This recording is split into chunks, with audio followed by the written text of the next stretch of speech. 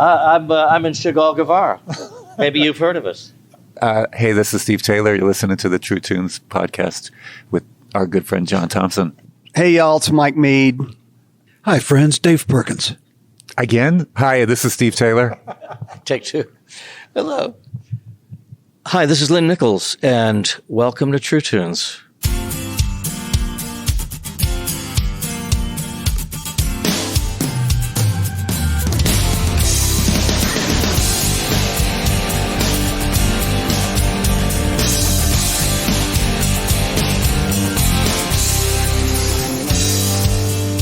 "30 years ago, the answer seemed clear. If a killer band comprised of seasoned players, tried and tested in the fires and trenches of underground and mainstream rock, entered the darkened forest of major label music and slayed the proverbial dragon by making an acclaimed album full of hooky, literate, thought-provoking songs that kicked as much gray matter as it did ass, but the right corporate elements were not paying attention and doing their jobs, would anyone hear the sound as said dragon came crashing to the forest floor? Additionally, was it possible for artists with spiritual, existential, even gospel perspectives to extricate themselves from the evangelical industrial complex and engage the wider cultural conversation, or was the gravitational pull of the mainstream CCM marketing apparatus just too strong to break?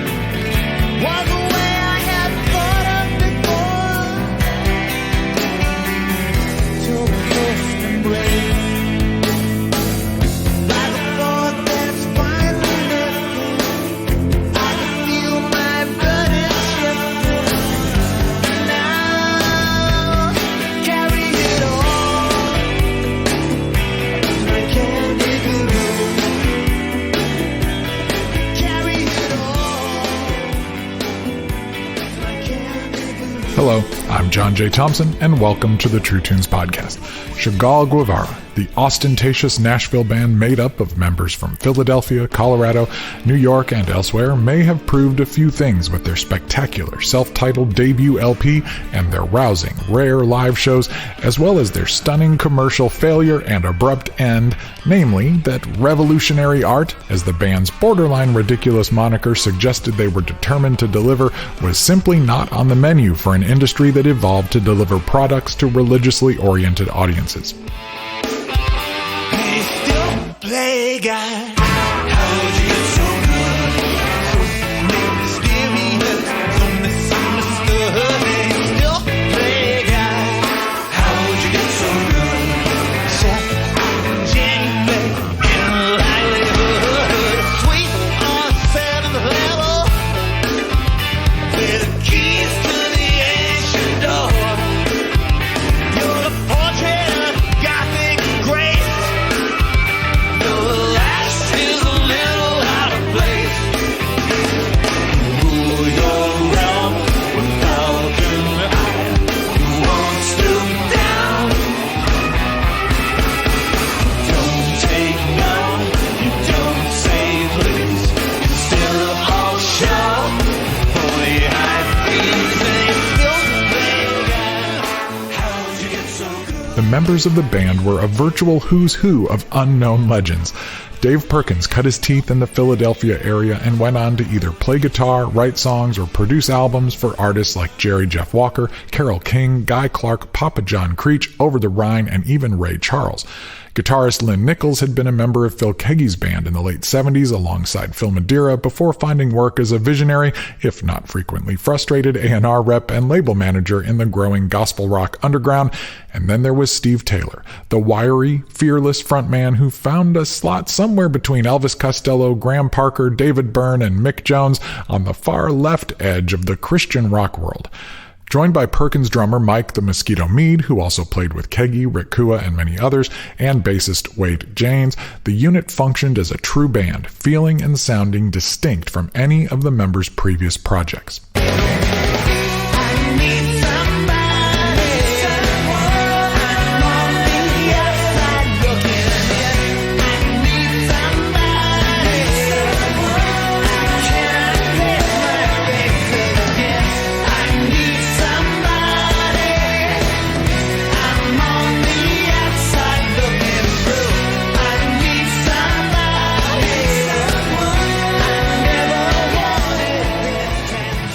Perkins and Nichols crafted a bulwark of tube-driven guitar muscle, often layering jangly Brit-pop Rickenbacker shimmer atop blue-collar slabs of Gibson granite. There were riffs for days and zero filler. Mead's drums were thunderous and musical at the same time, providing a tether for the careening stringed madness and a through line for Taylor's frenetic energy to play off. And Taylor, who had long thrived as a solo artist, lavished in the warmth and grit of a band that was his equal. Even his vocals, often subtly supported by Perkins' gruff baritone, found new range and power. This was power pop for the grunge era. It was Costello via The Clash via 120 Minutes. It was tape and tubes and timbre, and it was as smart as it was smashing. These were songs of holy discontent, prophetic warning, and hysterically bemused lament. Pressing crowds and passengers, waiting by the carousel. Will your bags remind you of home, who you've left in hell? I can't take the thought of you here, can't put you out. Close your eyes and look at me here. Across the miles, look at me. Can't you feel the change? Feel the change.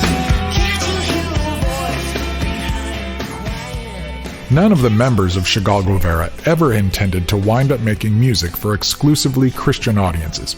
Indeed, it seemed the only way out was through a complete break, and with Chagall Guevara, they seemed to find their Shawshank Tunnel. A deal with MCA offered access to normal distribution channels, real rock radio, standard touring environs, and all the rest. All they had to do was deliver. When they dropped that eponymous LP in 1991, it was clear to all that they had done just that.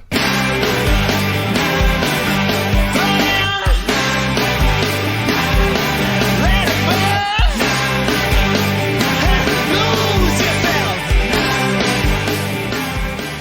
Rolling Stone magazine agreed. Their review raved, "Not since The Clash has a group so effectively turned militant discontent into passionate rock and roll and still maintained a sense of perspective and humor, however black." Other critics were similarly enthusiastic. But, and I think even if you are not already a fan of the band, you know where I'm going here, it all fell apart, and spectacularly so. Dreaming of the hours we had spent, shoulder beats breaking up cement. We were introduced by fate, sort of like a first blind date. Our secret rendezvous set free this part of mine, like knowing that you'd follow me across the county line. And I've seen how drugs and alcohol can get your dander up, but for your charms, I'd be in any cup, and I still know your number by heart. But now, 30 years later, Chagall Guevara is back. What started as a Kickstarter campaign to mix, master, and release a long-lost analog recording of one of their concerts from '91 wound up garnering support from over 2,000 people and raising over $144,000. This spectacular success included promises that the band would complete a new album, Halcyon Days, that completed song ideas from the 90s and added new compositions, and promised a single live concert reunion, which happened just a few weeks ago at the historic Ryman Auditorium in Nashville.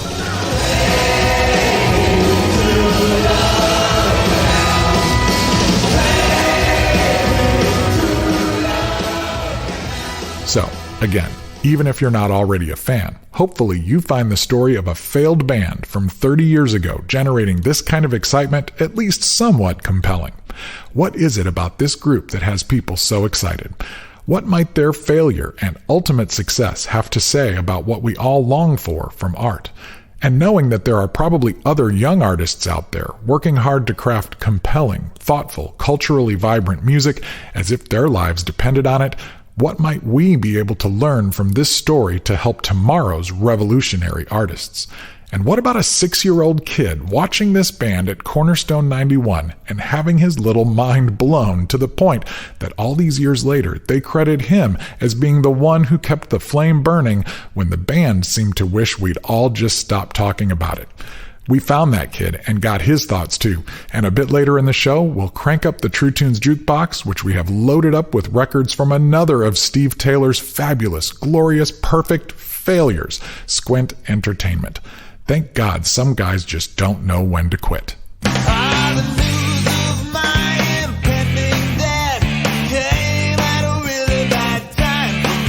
I was thrilled to get to sit down with Steve, Mike Mead, Dave Perkins, Lynn Nichols, and a small studio audience this time in the band's secret rehearsal lair in Nashville just a couple days before they took the stage at the Ryman. We'll take you there right after we take care of a little bit of housekeeping.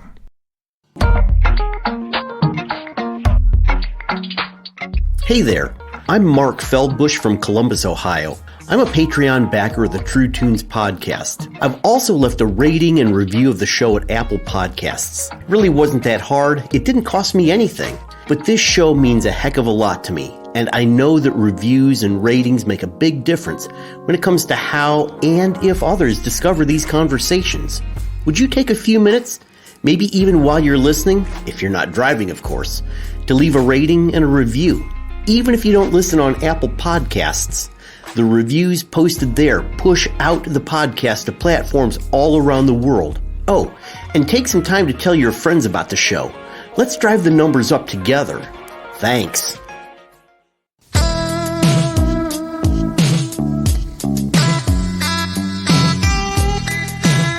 Depending on when you hear this episode, you may still have time to be eligible to win a very cool wooden 7-inch record box from the 77s, courtesy of our own Bruce Brown.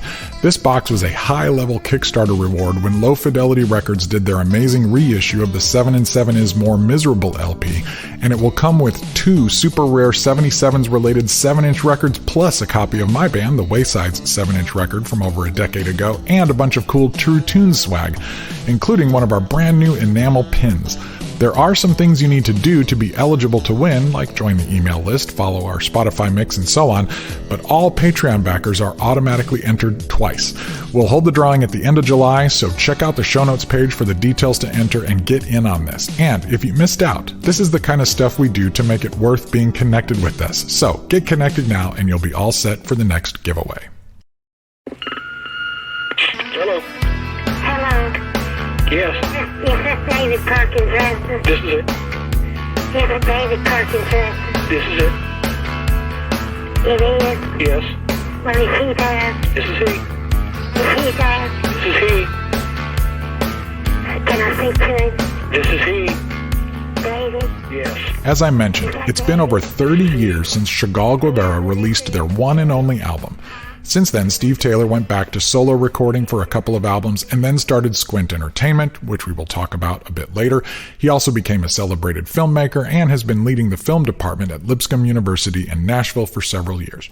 He put together another band, The Perfect Foil, and an alternate version of that band that includes our friend Daniel Smith of Danielson as well. You can find more with Steve on the 7th episode of this podcast from back in early 2020, by the way. Dave Perkins continued as a solo artist, and he and guitarist Lynn Nichols created an industrial project called Pacifist years ago. Perkins eventually earned his PhD and became a professor at Vanderbilt's Divinity School. Lynn Nichols continues to work in and around the music industry as well. Though mostly retired from the music business, Mike Mead has obviously kept his chops up as he built his real estate appraisal business. Original bassist Wade Janes moved away from Nashville and music, it seems, years ago. But though their friendship remained strong, all hope for any kind of Chagall Guevara reunion seemed long gone until a few years ago, when, possibly to simply shut some people up, the band agreed to try a Kickstarter campaign to raise the funds needed to complete and release the long-lost live album, The Last Amen. As we will hear, they ended up doing a lot more than that. So, with no further ado, I invite you to join me and a small circle of friends in the secret rehearsal lair of one of the best kept secrets in rock history. Thank you guys for being here. I got Steve Taylor, I got Mike Mead, I got Lynn Nichols, I got Dave Perkins, and we're here in the secret lair. And we have a studio audience. Everybody in the studio audience, give us like a roaring. We are here in advance of your storming of the Ryman, and it's almost like the Twilight Zone to think that Chagall Guevara is headlining the Ryman with Over the Rhine. It's amazing. So this story to me is one of the most fascinating, frustrating stories, and it's perfect. It's perfect. Tell me about the early days when the first concept of this band came together. Who first cooked up this idea, pull all these people from these different groups, and this first concept came together for this group? Well, let's see. I'm going to dig deep and see if I can find a dirty morsel to throw into the story. We've told it so many times. Well, no, maybe I better not. It started conversations, I think initially between Steve and I. I was in California helping Steve record. Well, first we worked on an album called I Predict 1990, which was grandly prophetic, as it turned out, because he did predict 1990, which is that we'd still be sitting in the studio. During that process, Steve was going through deep and long conversations with his record company at the time and with himself. What is it that I want to do, and where should I do it, and who should I do it with? And a lot of people that were making music were sort of dancing around that same maypole, but because it was weighty on Steve's mind, we would talk about it, and somehow the idea of, well, we'll do something together. We'll figure out some sort of a band, and,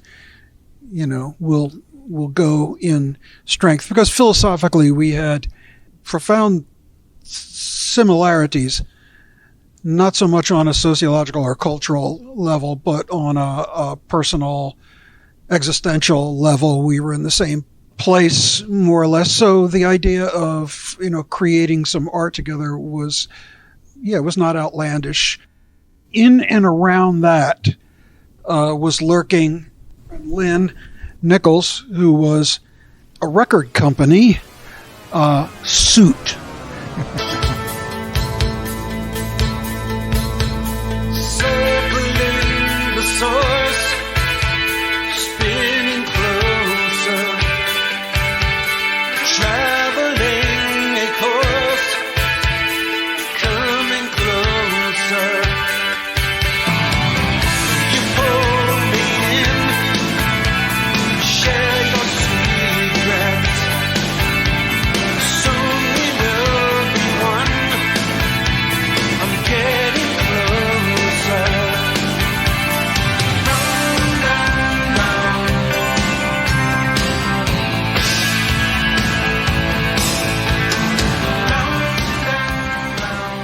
Before we get too far down that path, you also had a background having done a solo record that was amazing, in my opinion, and working with T-Bone with that What Records effort to try to take music, because you've mentioned the maypole, and we're kind of dancing around this idea that there were these smart artists with kind of spiritual underpinnings trying to make music for the whole world, but kept getting thrown into this kind of timeout room.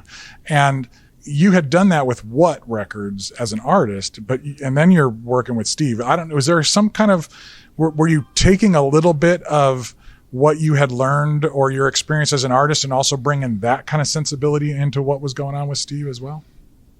In as much as I was making contributions to Steve's, they were my contributions, that just who I was as a music maker. Yeah, and it wasn't just the What Records stuff, but a long history of being a guitar player. So I brought all that. All those little lessons, we all have them. We all sort of share them with each other. But I think the thing that got us started is that Steve and I had a sort of a shared playlist. We had a couple of important things in common. One of them was the Clash. We were both stoned Clash freaks and really liked what they did, and so we knew that there was a beginning place. Taking off his treble and they said, "Is this man a Jew?" They put up the poster saying, "We are more than you." Looking for the clampdown. We will teach our twisted speech to the young believers. We will train our blue-eyed men to be young believers. Then Lynn was in the picture, and I can't speak for Lynn, but I think that in a sense he was asking himself the same questions that we were asking ourselves. This is Lynn Nichols, and what were you, just real quick, your background kind of leading up into this? You said you were a suit, but I think maybe a little oversimplification. Yeah, well, it is. But I was running Murr Records, but at that time I was working with Sam Phillips, Leslie Phillips first, and then she became Sam. Little reinvention through the T-Bone involvement. But What Records was under my charge. Right. Exit Records and What Records were both all a part of my universe. And I was taking those people and pitching them to A&M Records. I had met Dave and really just sort of resonated with Dave and his music and what he was doing. And we just had so much in common, not only as guitarists, but as people who were seeing a larger picture about art, the world of a believer. And, it didn't have a lot to do with Christian music. Right. It had to do with making great music. Right. And taking it out to a wider world. Russ Taff was another person I was working with in the same sense, on a different side of things. Mm-hmm. And the last record I made there was "Lead Me On" with Amy. Was the last one I made before I made my departure to do this thing. Yeah. And the Russ Taff self-titled record was that year, and also the Phil Keggy Sunday's Child record was that year, right. Which I produced that as well.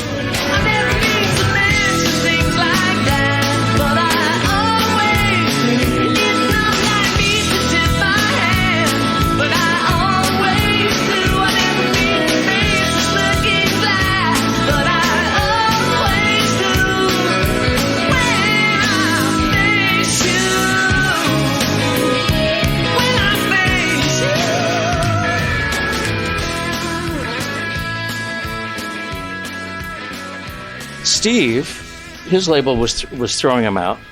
Sparrow. Throwing him out. Well, it may have felt like he was being greatly misunderstood over at Sparrow, and he was in the middle of a record that wasn't finished, which was I Predict 1990, which became I Predict 1990. And so we met up, and I listened to the music, and we talked, and it was just like, let's do this. Right. Let's do this. So we made a deal, bought him out of his contract with Sparrow, and he came on board. And I had been working with Dave, and we were making Dave's record, which is as you mentioned, a wonderful record, a great record. Mike was a part of that as well. That's how I met Mike, in fact, because Dave brought Mike along and said, I got this drummer that we really need to use. You need to hear this guy. So Mike came in, but so we were making The Innocent up in Vancouver, in fact, and Steve came on board, and so it was sort of all this. I sort of felt like Dave would be nice in the mix with Steve, and that gelled. And as Dave mentioned, that there was a lot going on there, and it really worked well. Same with Stonehill and a few other people that had Dave get in the act on producing and being involved with. But anyway, so that was the whole stew. And you mentioned T-Bone. Well, T-Bone came into the mix, the What Thing, and Mark Hurd, who was my neighbor, too, at that time. And we were collaborating on a lot of stuff. And so Ideolo came out of that, as you know. I should've known better than that. I should've known better than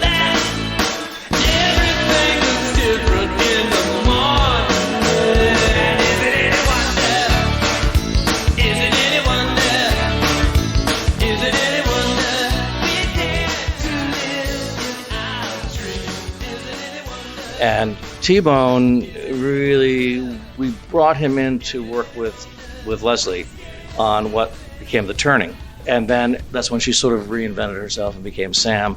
Then T-Bone asked me, can you let her out of her deal? And I'm like, well, because I wanted to put her on What Records. I wanted to move it over there. But T-Bone said, I've got to deal with Virgin. I mean, they want to sign her now and all that. So long story short is I just let her out of the deal so that she could go pursue that. And so she did. Right. And that's for another podcast.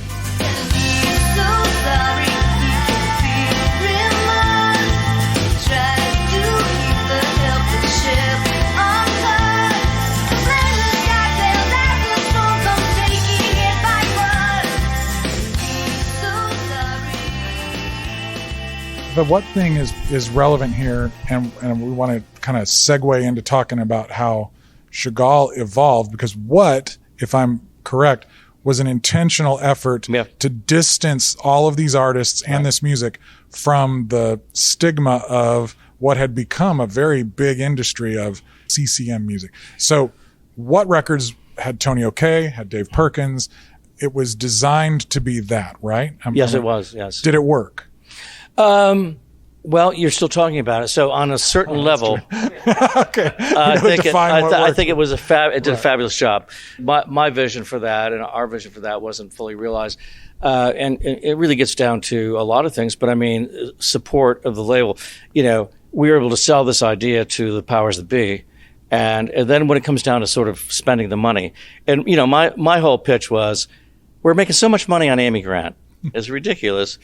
We need to invest in some of these other things, and we need to do a little thing I call artist development, and take these things to obviously another place that we were talking about getting out into a broader world, into the culture, and taking actual great music out there to people. But anyway, I had within my own company, people kind of fighting me. We had a lot of discord and a lot of hesitancy and started feeling a lot of the support backing off. Right. Now I had gotten A&M to agree to, they were distributing this stuff. So if something got traction, they would jump on it. But it was still considered CCM, because if you went to get it at Coconuts, it was still in the Christian section. Yeah, that was the fight. Didn't matter really. That was the fight, and that was the problem. So hence the reason that I found myself at the same kind of juncture as these guys. I'm sitting here going, you know what? I can't. I don't want to do this anymore. I'm not really having a good time. I'm not enjoying it because this is not going down the road that this is not my vision, and it's not being fulfilled, and I'm not getting the support, and just too many struggles. Right.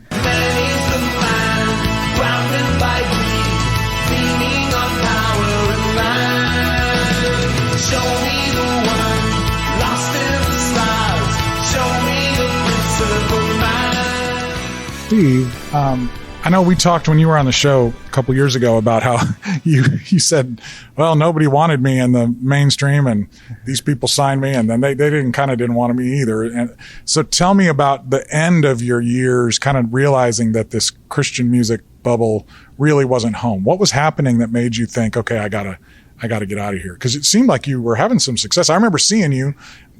The places were full, and it seemed like people were buying the records. So what was going on that made you think, I got to get out of this place? I think it was, you said it was right around the time when Christian music had become like an institution, and the ceiling lowered, and the televangelism scandals were happening, and there was a lot of pressure for Christian artists to kind of make more church focused music, and it just was something that none of us were interested in doing. Not church mocking music, right. Which was what your love language. That's probably true. Yeah. Right. And then Dave and I were working on the I Predict 1990 album, and the Iran-Contra hearings were going on at the same time, and you had this guy Oliver North, the embodiment of God and country, bragging about lying to people.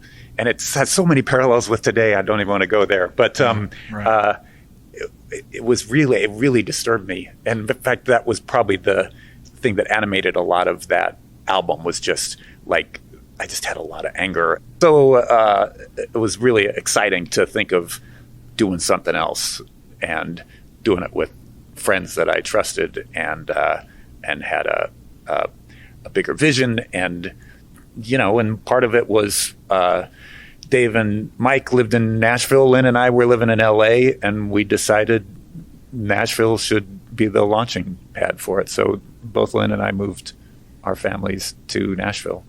Wow. It's 33 years ago. I could have been a lawyer, I could have been a priest, I could have been a musician, but I chose to do this. How did the chemistry evolve for this to actually work as a band and not be a traveling Wilburys kind of a thing where it's just different solo artists taking a turn at the mic? Chemistry is the word. We had some things that were obviously common ground, but I think we knew that we were throwing, at that point, just 3. We would soon add a couple of more, sort of hot potatoes, into a plate together, and it was going to take some time for us to find that path that we would take. The MO for making that happen was complete, or as near complete as we could muster, equal ground. And that was with 3 people writing the songs who were each very opinionated, who were each carrying fabulous but weighty past histories of music likes and dislikes. So we had to sort of sort all that stuff out. And it wasn't easy. We kicked each other's asses on many, many occasions. But at the end of the day, somehow what we came up with was pleasing to all of us. And if you're like me, you'll fight tooth and nail for your idea. It's the best idea in the world. Nobody has an idea like this idea. So, you scrap and fight over tiny little things because they seem important, and truly they are important. I remember when the record was finished and sort of the smoke had cleared a little bit of being in the studio. And I just remember listening to it and just having the sort of the epiphany of, I never could have done this by myself. This is way better than anything that I've done on my own and could do. So yeah, somehow we figured it all out. And if you know anything about rock and roll, you know that every great band is a bloodbath. Right. Every truly great band. Right. You gotta have that chemistry of, hey, these things don't mix, but we're gonna mix them. Right. Stand back. This is Mike. It's like any family. You fight and you argue with your brothers and sisters, but at the end of the day, you're all still in the family. The goal is the same. The path of getting there is different for each, but you compromise and or not sometimes, and then it ends up where it was supposed to end up.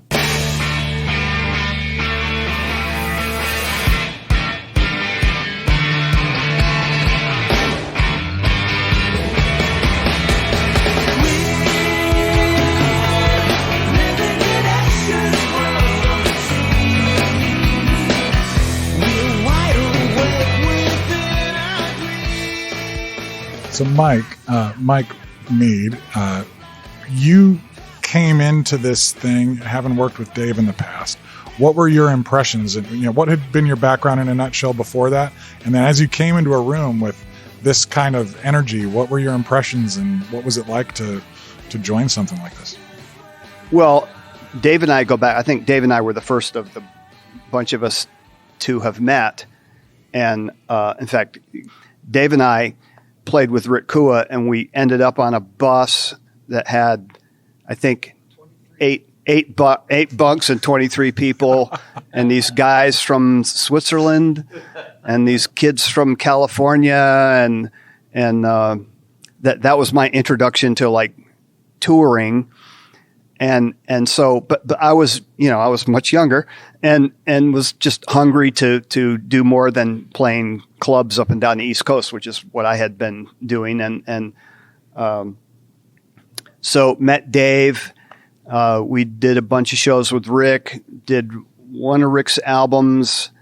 And then I was fortunate enough that Dave asked me to do his record, which is still, if you don't have it, you're missing something, but probably still my most favorite record I ever played on. Yeah. And then it all just, we all connected after that.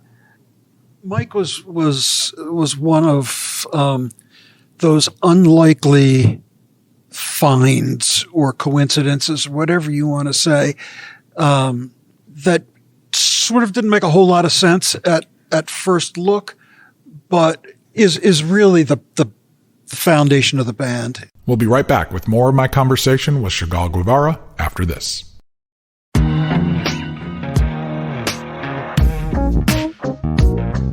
Hey, this is Ray, and I'm a Patreon backer of the True Tunes podcast. I also follow and listen to the weekly Spotify Gallery Stage mixtape that John curates for us every week.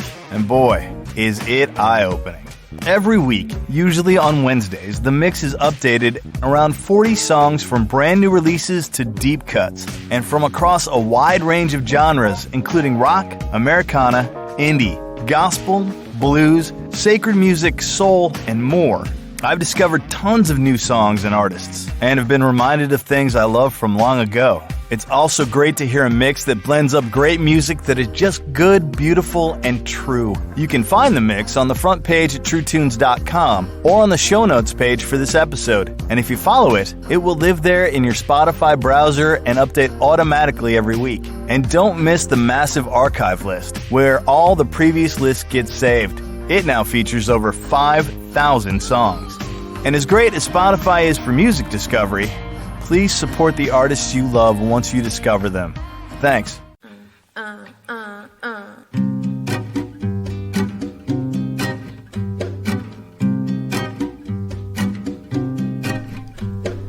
If you came to make some trouble, better make it good.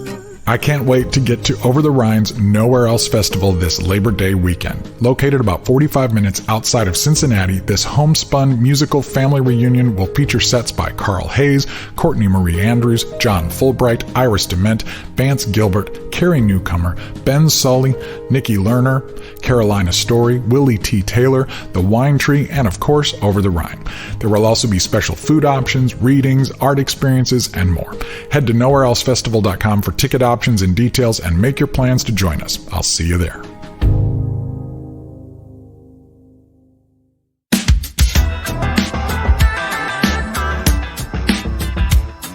Hello, I'm Matt from Philadelphia, and I'm a Patreon backer of True Tunes. This show is really important to me. John's conversations are not only fun and interesting, they have invited me to discover and rediscover music that makes the world a better place. Every episode invites me to become a better listener, not just to music, but to the people who create it. As a result, I think I might be becoming a better listener to the people in my life as well.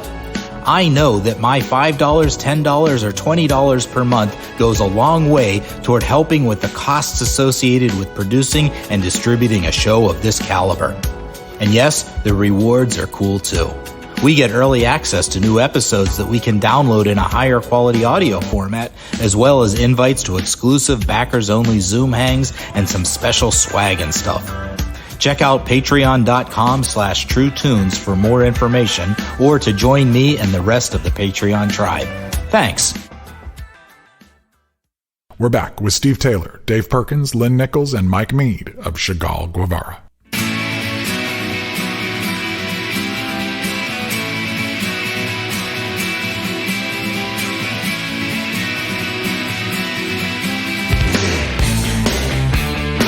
Tell me about the songwriting process as you guys started to actually craft the songs for Chagall. How did that process happen? We would sit in a circle, usually on the floor, I think, the three of us. Sometimes Dave would come in, start with like a riff, right? and then things would grow from that. And, you know, you'd bring in an idea. And we had like cards that we had lyric phrases on and title phrases, right? But it was really collaborative. And I had not collaborated actually at all at that point. Like I hadn't, the first time I'd ever, on I Predict 1990, Dave had a riff that I used on that song Babylon. And so that was the first time I'd had a co-write on any song. So that was a big jump for me. And it took me a while to get used to the idea. I mean, it was like going to school too, because I think the lyrics really hold up. I was just thinking, you know, I'm a really pretty harsh critic of my own work, and I could tell you a long list of things I wish I had done differently. And I can listen to our debut album, and it's like, I don't think I would change anything on that album. Wow. Never read much, but she loved to quote. Love is a dead language. All she offered in her parting note. Love is a dead language. Close my eyes and it's all I hear. It rings as hollow as a high school cheer. Who did you plagiarize this time, dear? So Lynn, when you listen back to that record now, put your A&R hat back on and hold the microphone. Oh, if I put my A&R hat on and really sort of put a record label mentality, get into a record label mentality, it's a disaster. The name is all wrong. Of the band? It's very difficult to say. Right. People can't spell it correctly. It's a marketing nightmare. Right. No, I'm teasing. But, a lot of record labels really would look at stuff that way. And, of course... Remember, they tried to get us to consider changing the name. Yes. And our comeback was, well, what about Depeche Mode? Right. Prove them wrong. And they said that name was taken. So we just kept Chagall. But no, as from a record company standpoint, I mean, I'm talking, of course, about the typical record company view. But if you're looking at it from the view of someone who's running a label who's really looking for true art and music and people that are original and all that, I would be really excited about a record like this, even though I was a part of it. I mean, I agree with Steve. I don't really hear things that I would really want to change about it.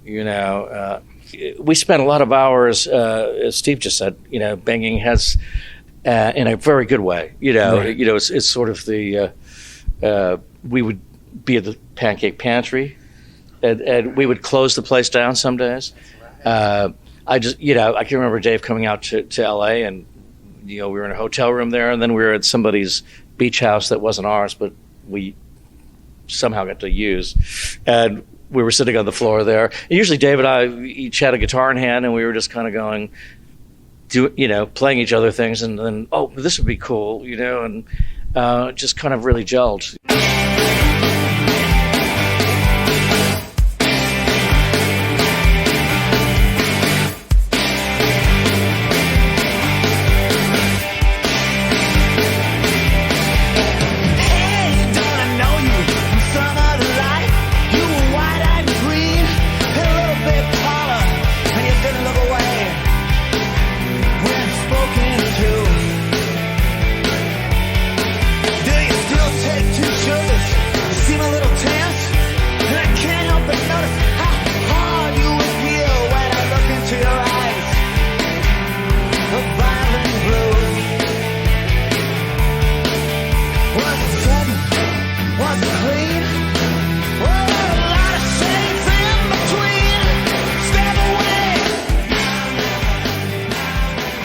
Fans, I think I can speak for us, say the record is pretty darn near perfect.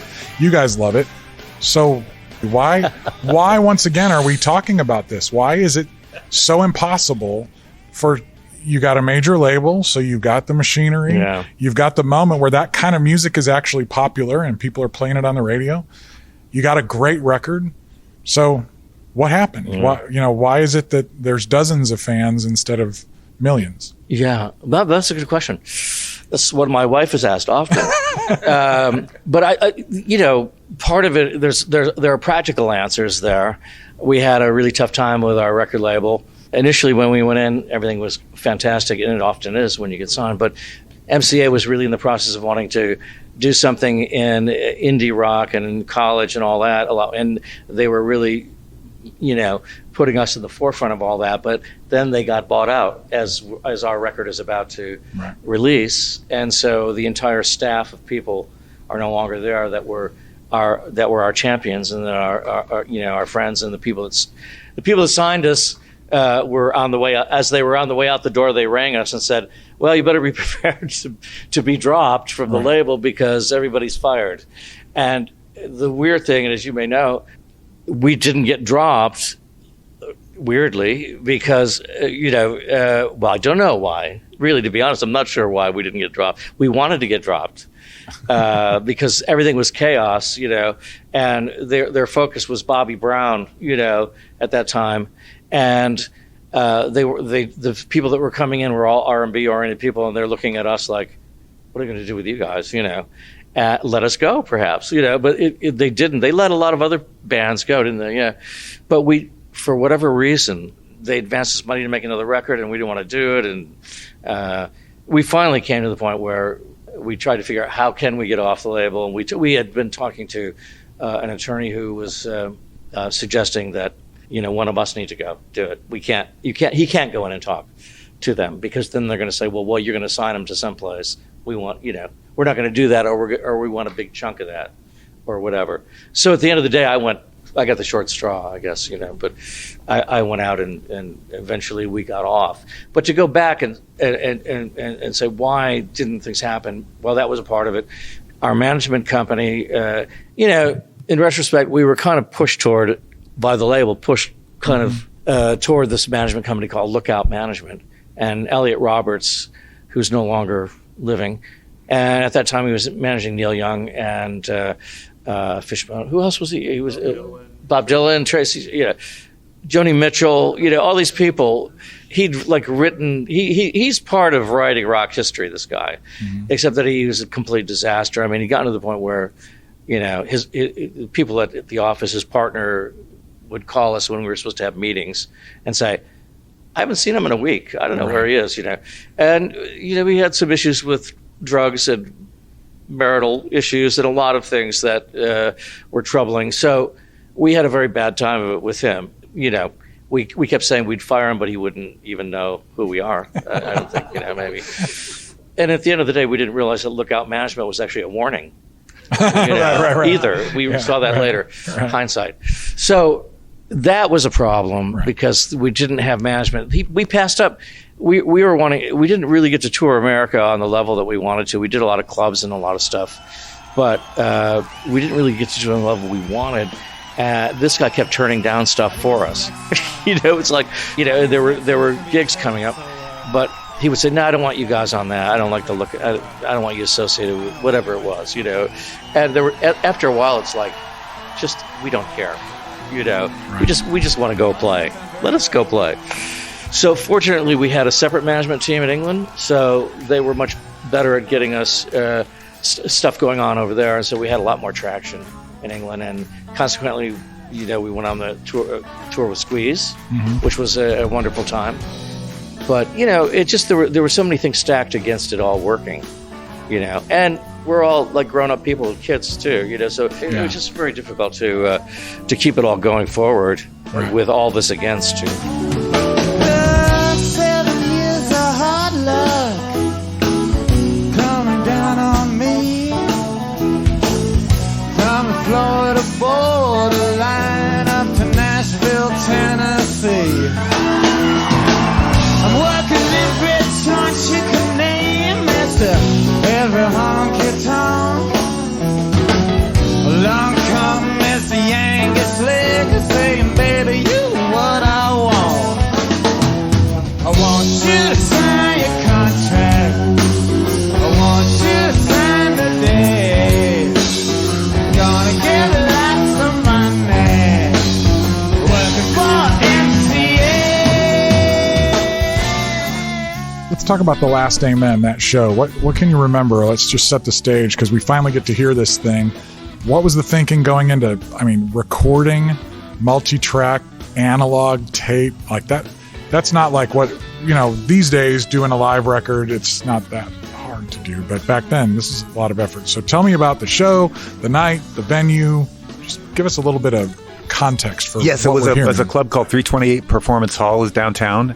And we played there at least once before, I think, right? I think we played there a few times. Yeah. It was a good vibe. Dave had a friend, Malcolm Harper, who brought his remote truck, right, to record it on 16-track analog. Yeah. It was just a really good night. It was really crazy. It was sold out. There was a lot of stage diving, a noisy crowd. And at that point, I mean, we were in kind of top form. We'd been touring enough and played enough that we had. I remember the very first time we played in Nashville. I think it was opening for Walk the West, maybe. Oh. No, it was downtown on 2nd Avenue.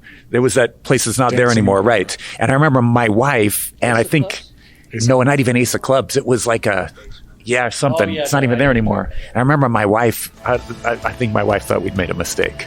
I think Walk the West maybe came to see us that night, and they just said, y'all are good. You just need some road donk. And I've never heard the better phrase. It just meant you need to get out and play more, right? And we did that a lot. And by the time we played 328, we had road donk. Road donk. She was a cool blue redhead. She was a virgin vixen. She had the eyes of Lassie. She had the lips of Nixon. Lips like Richard Nixon.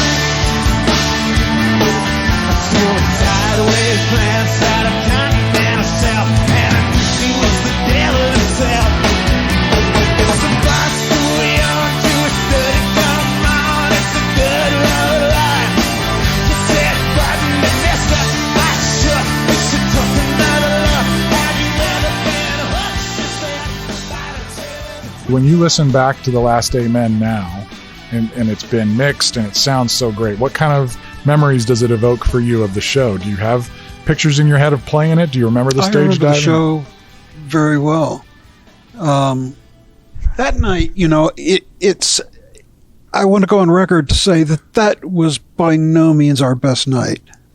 We had, if you like the record, imagine an extra 25% that could be layered on top of that. The night was chaotic. It was. I think we played in Birmingham or Huntsville, like the night before or the day before that, and you and I were like coming down with something, and you had a buddy who was an attorney in Huntsville or Birmingham, and you and I he got us hooked up with some doctor and gave us we got like a shot in the butt that was like, okay, we're going to. Now we can make it through the show. But do you remember we were coming down with something? Yeah, maybe. I just remember that, it wasn't our best night. There were some significant gaps in the performance by some of us. No one that's in this room right now, but. There's an empty chair just to my right. Anyway, it was a good night. It was a real good night. It wasn't our greatest night. People were having a good time. If people are stripping and trying to take the stage without any clothes on, you're doing something right. It's a good night.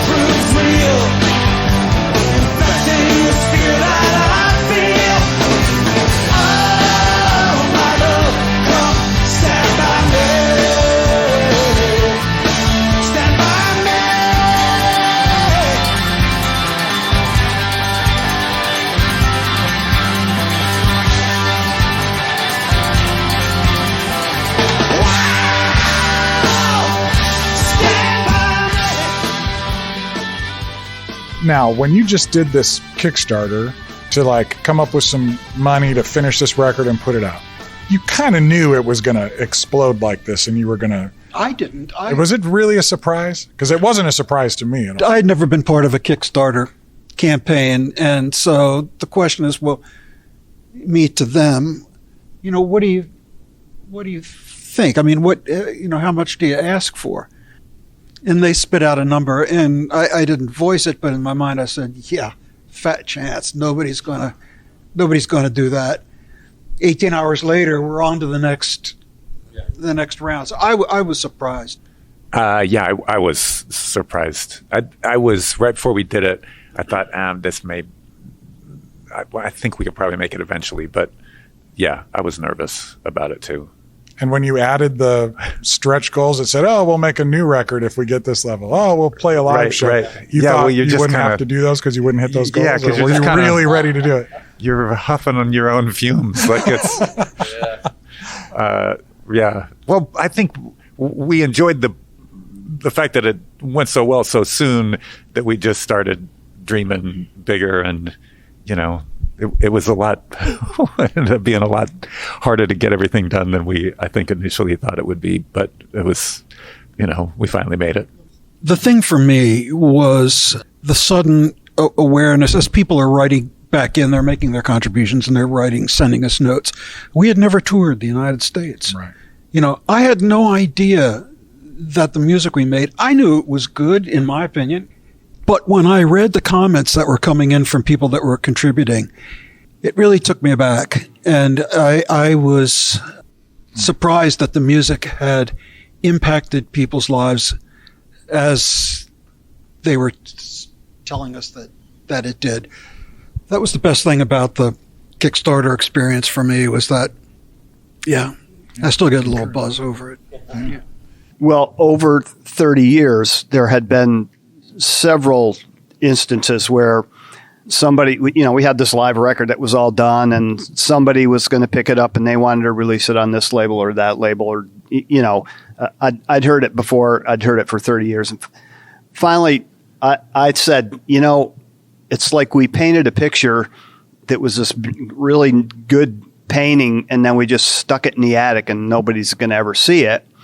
So I said, boys, let's just put it out there. I mean, I'll pay to put it on Spotify if that's what we need to do. And then, I had no idea how you do any of that, but it was like, it's time to, let's get this thing out of the attic and put it out there so people can see it, whatever it is. Really, we did the Kickstarter just so Mike would stop calling me. That's true. Yeah. Did it work?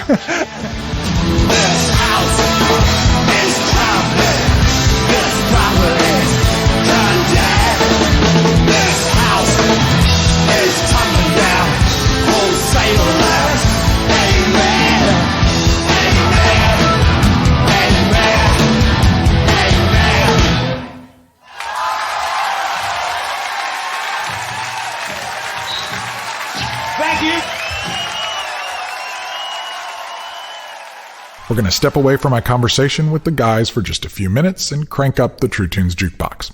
As you've heard us mention, one of the things Steve Taylor did after the untimely death of Chagall Guevara was to start his own label. Though it functioned as an indie, Squint Entertainment was funded by Word Music, which was, at that time, owned by Gaylord Entertainment, which owned the Grand Ole Opry, a chain of hotels, and the TNN network.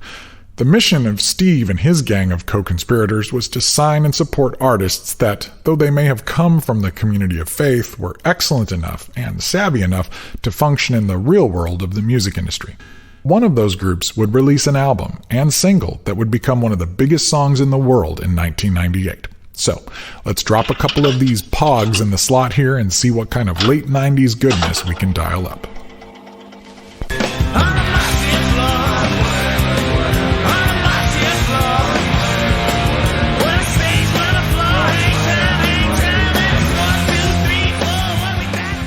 After the Chagall Guevara years, Steve Taylor returned as both a producer of other artists and eventually as a solo artist once again.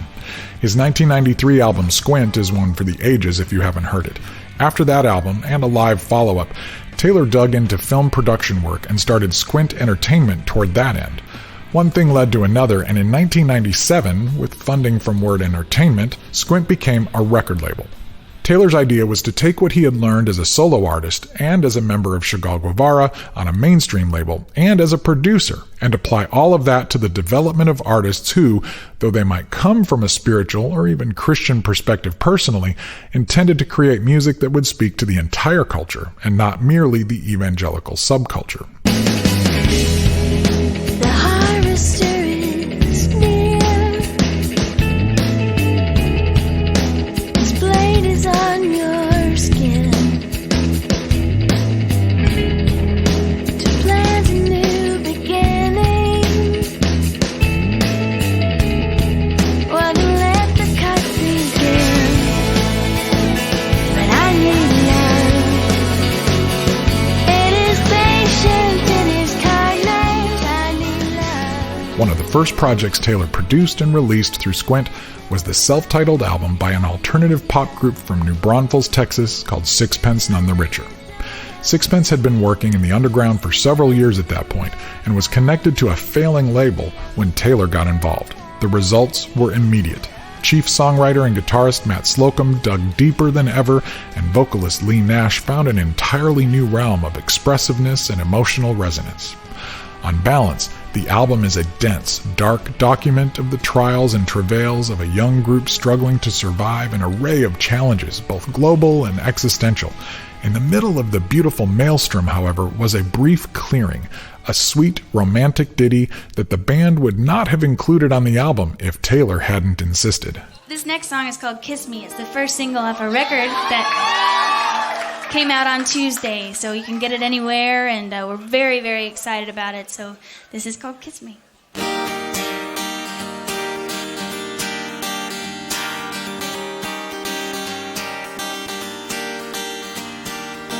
Kiss me out of the bearded barley nightly, beside the green, green grass. Swing, swing, swing the spinning step.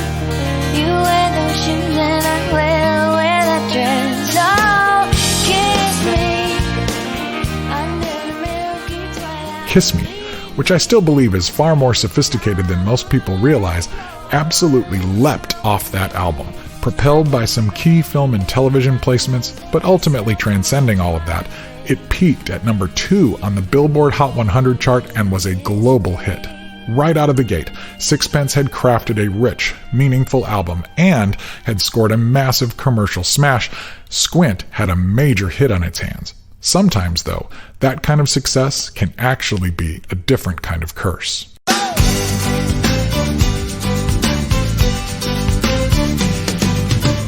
Twisted castles in her hair, building mountains in the air, making profits, lending loans, ancient cities, golden telephones. But within this misty cave lies a painter, blind but brave, paints the story of where we've been, where we are, where we could be.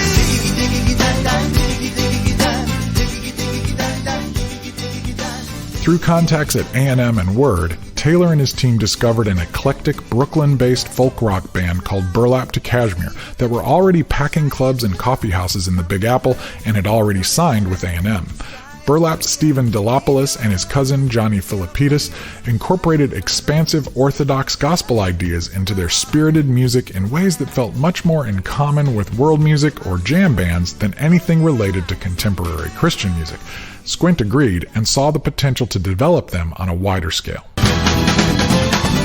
Yes, the road is narrow. Yes, the road is tough. But whoever remaineth in hell shall not die, but live up. Living on through the sun. Living on through the sun. Hey! Lie, lie, lie, lie, lie, lie, lie, lie, lie, lie, lie, lie. Lie, lie, lie, lie.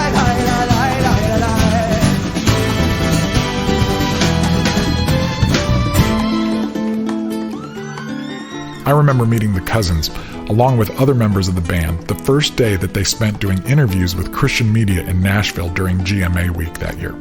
Squint wanted me to be their first interview of the day at about 9 in the morning, and then arranged for us to have dinner together later that day too.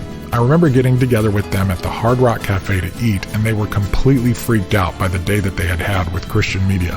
One of the guys had been asked point blank if he was a virgin. Another was asked several doctrinal questions he didn't even understand. The one thing most of them didn't seem interested in was the music, they said. I also remember that night when they played a few songs at one of the evening showcases. The place went nuts for them, truly. But when Phil Keaggy came out to trade licks with Johnny, the kid had no idea who he was playing with. He told me he was used to playing anyone on stage under the table. But that old guy, well, he could really play. Who is that guy, he asked me.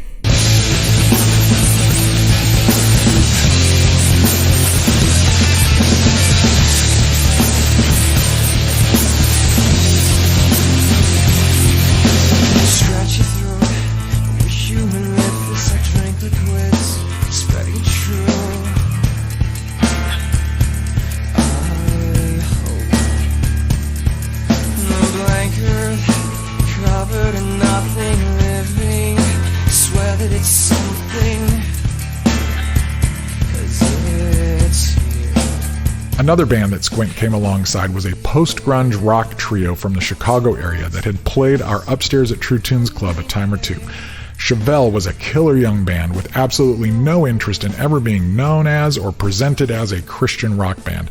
They were deadly serious about working with the best producers, like Steve Albini, and playing with the best bands around. They held themselves to very high standards, and it showed. It seems I've gained the world, but have nothing to keep tabs upon. This loss isn't wasted time. Face opportunities to recognize. Now we have the time. Rebuke. Don't choke on this twisted dream. 'Cause he'll say paper in the whole song. He'll say magnified pain is point number one. He'll say paper in the whole song.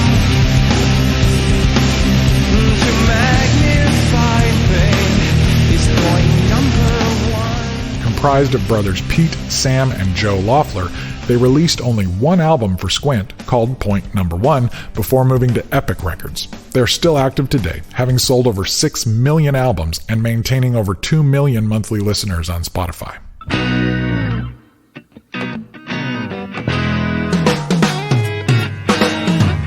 Soon we'll be hammered into what you call a silly head. That she really isn't silly, but she's beautiful instead. But every time she gets a hold of something pretty, it slips away. So she keeps hoping that someday soon he will come, he will come, he will comfort all that's hardened, make the deserts into gardens.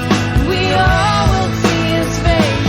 He will come, he will come, he will soften all this darkness, break the chambers of our darkness, and we'll all be overwhelmed.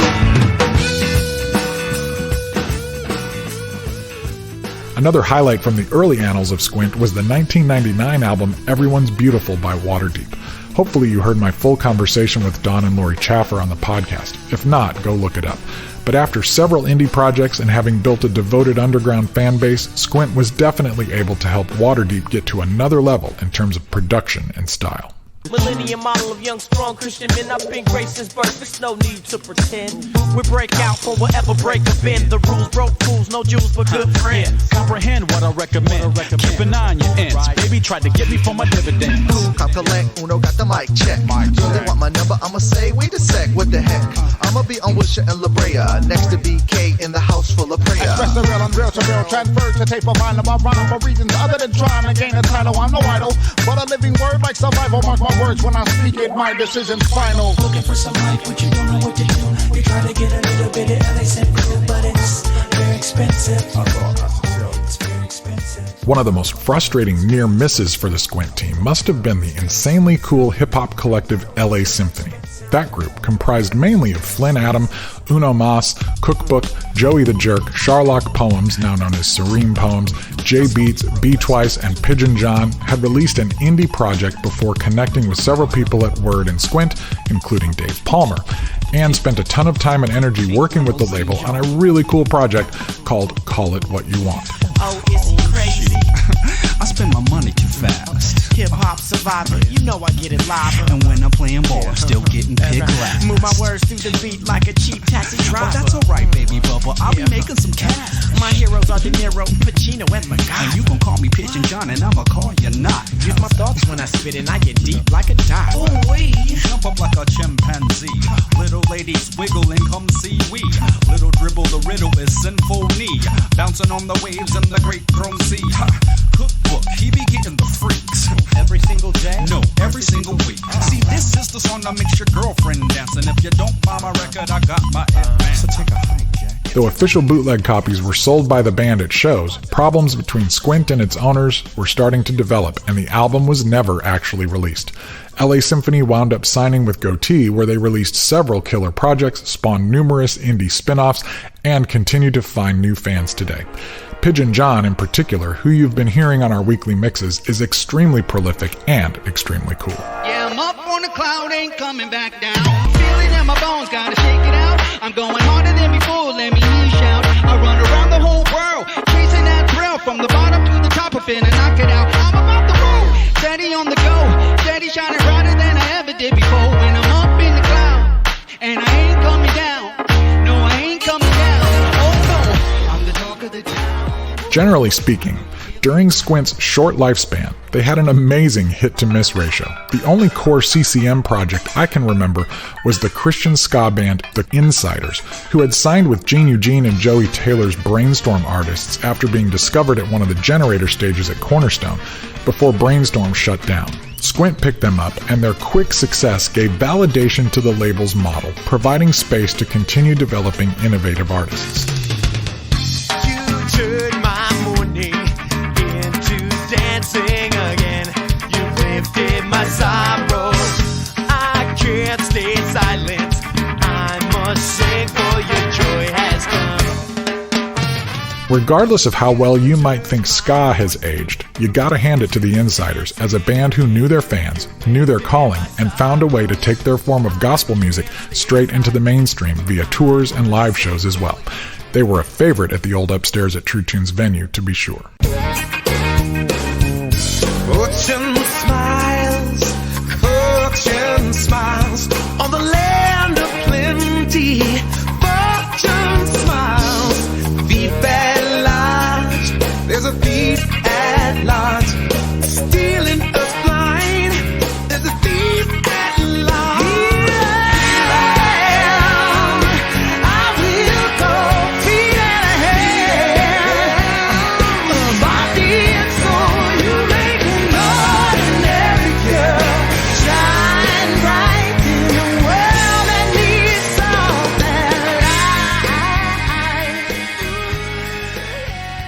Toward the end of their run, Taylor and Dave Palmer put together a fascinating compilation album based on the writings of author Bob Briner.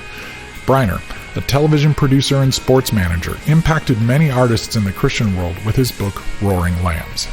In it, Briner offered a call for people of faith to impact culture in authentic and meaningful ways, as opposed to simply reaching each other in echo chambers and self-serving commercial vacuums. Although Briner was a devout and articulate evangelical, he had found aspects of the management and communication style of Jesus, as depicted in the Bible, to be both more effective and more biblical than the confrontational and propositional ways in which many Christians were operating.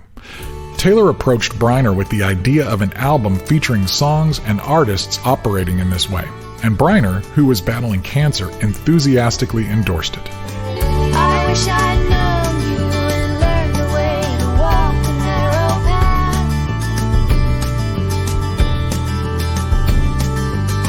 But I am grateful that you left your words to follow like a map.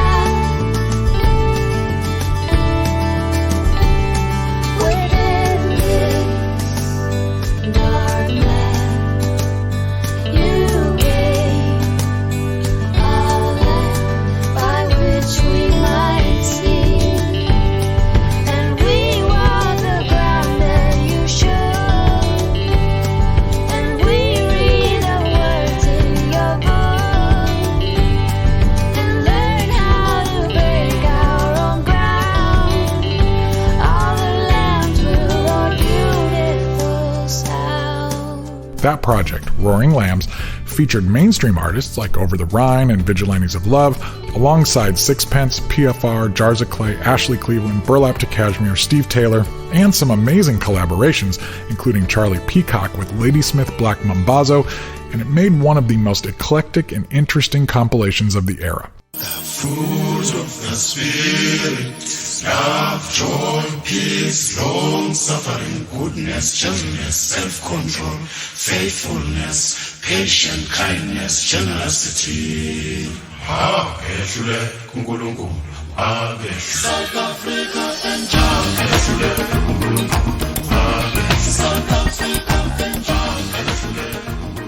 Overall, Squint did exactly what they set out to do.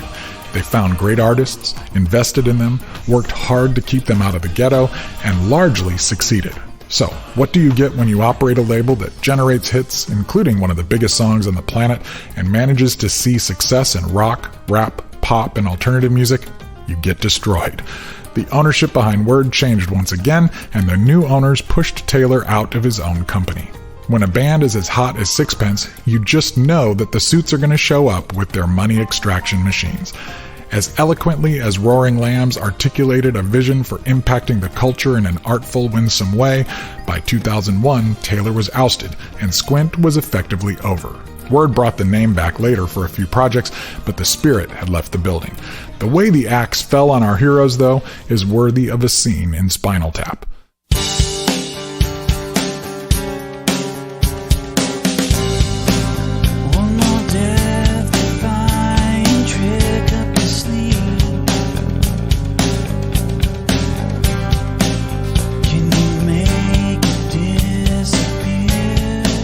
Power pop group PFR, whose drummer Mark Nash was an A&R rep for the label at the time, reunited to make a project for Squint.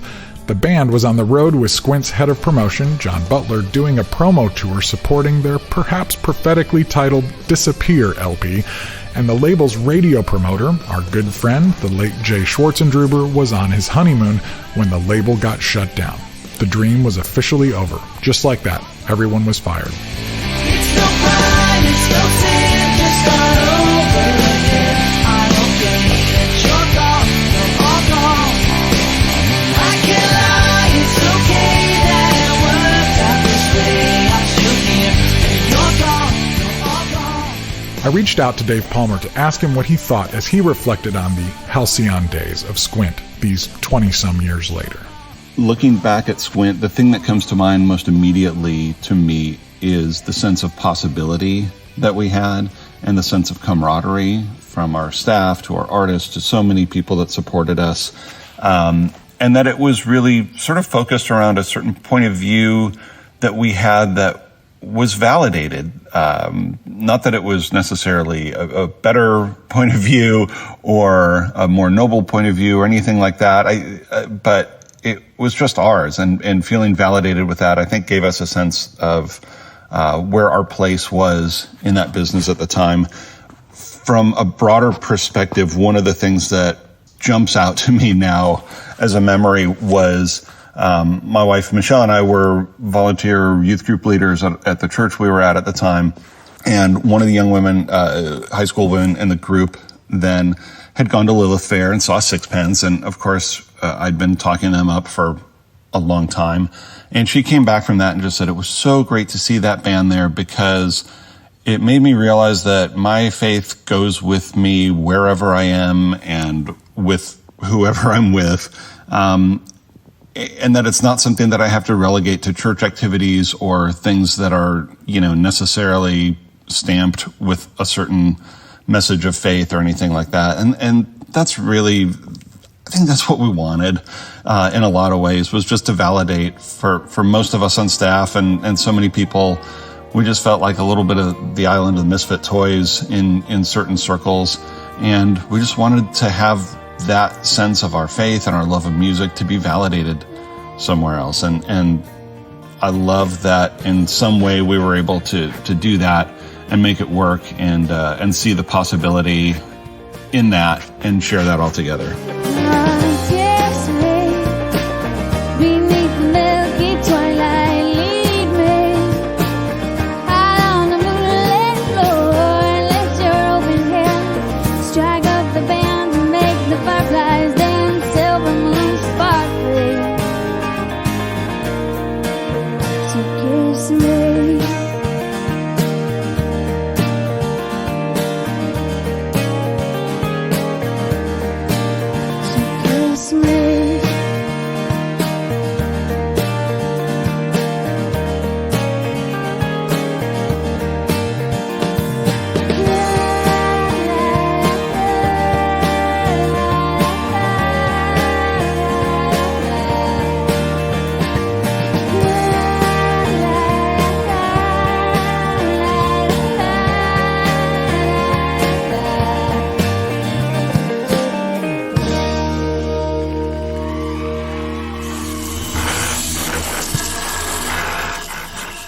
Sorry, but I think the jukebox is either crying or about to start spitting nails.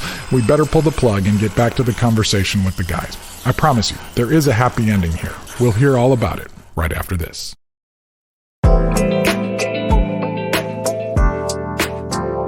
True Tunes is on the road. I've been to Indiana, California, Tennessee, Iowa, and Illinois so far, and we are currently looking at opportunities around the country.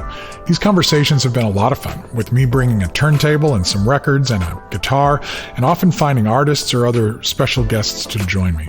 I've also done songwriting workshops, music business clinics, and even some conversations about how we can slow ourselves down and listen to music more carefully, more thoughtfully, and yes, more spiritually. So there's kind of something for everyone. You can follow all of the action at truetunes.com/events. And if you would be interested in having me come speak in your neck of the woods, drop me a line at jjt@truetunes.com and let me know. I'm also excited to be aligning with the Porchlight Network for house shows. Porchlight is a growing network of house show venues around the country, and you can learn more at porchlight.art. So, for house shows, look me up at Porchlight. For schools, venues, churches, or other opportunities, just connect with me directly.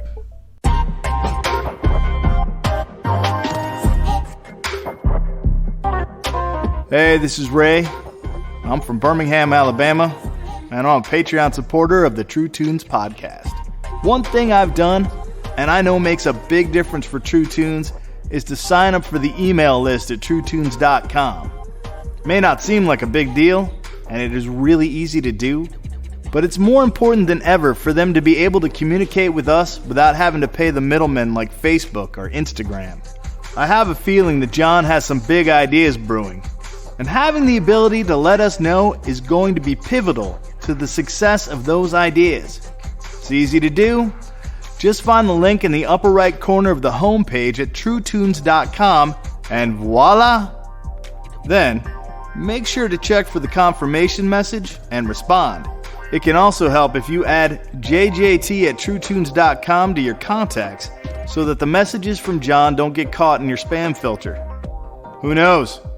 You might even win a free record, poster, or t-shirt just for being on the list. Pretty sweet deal if you ask me.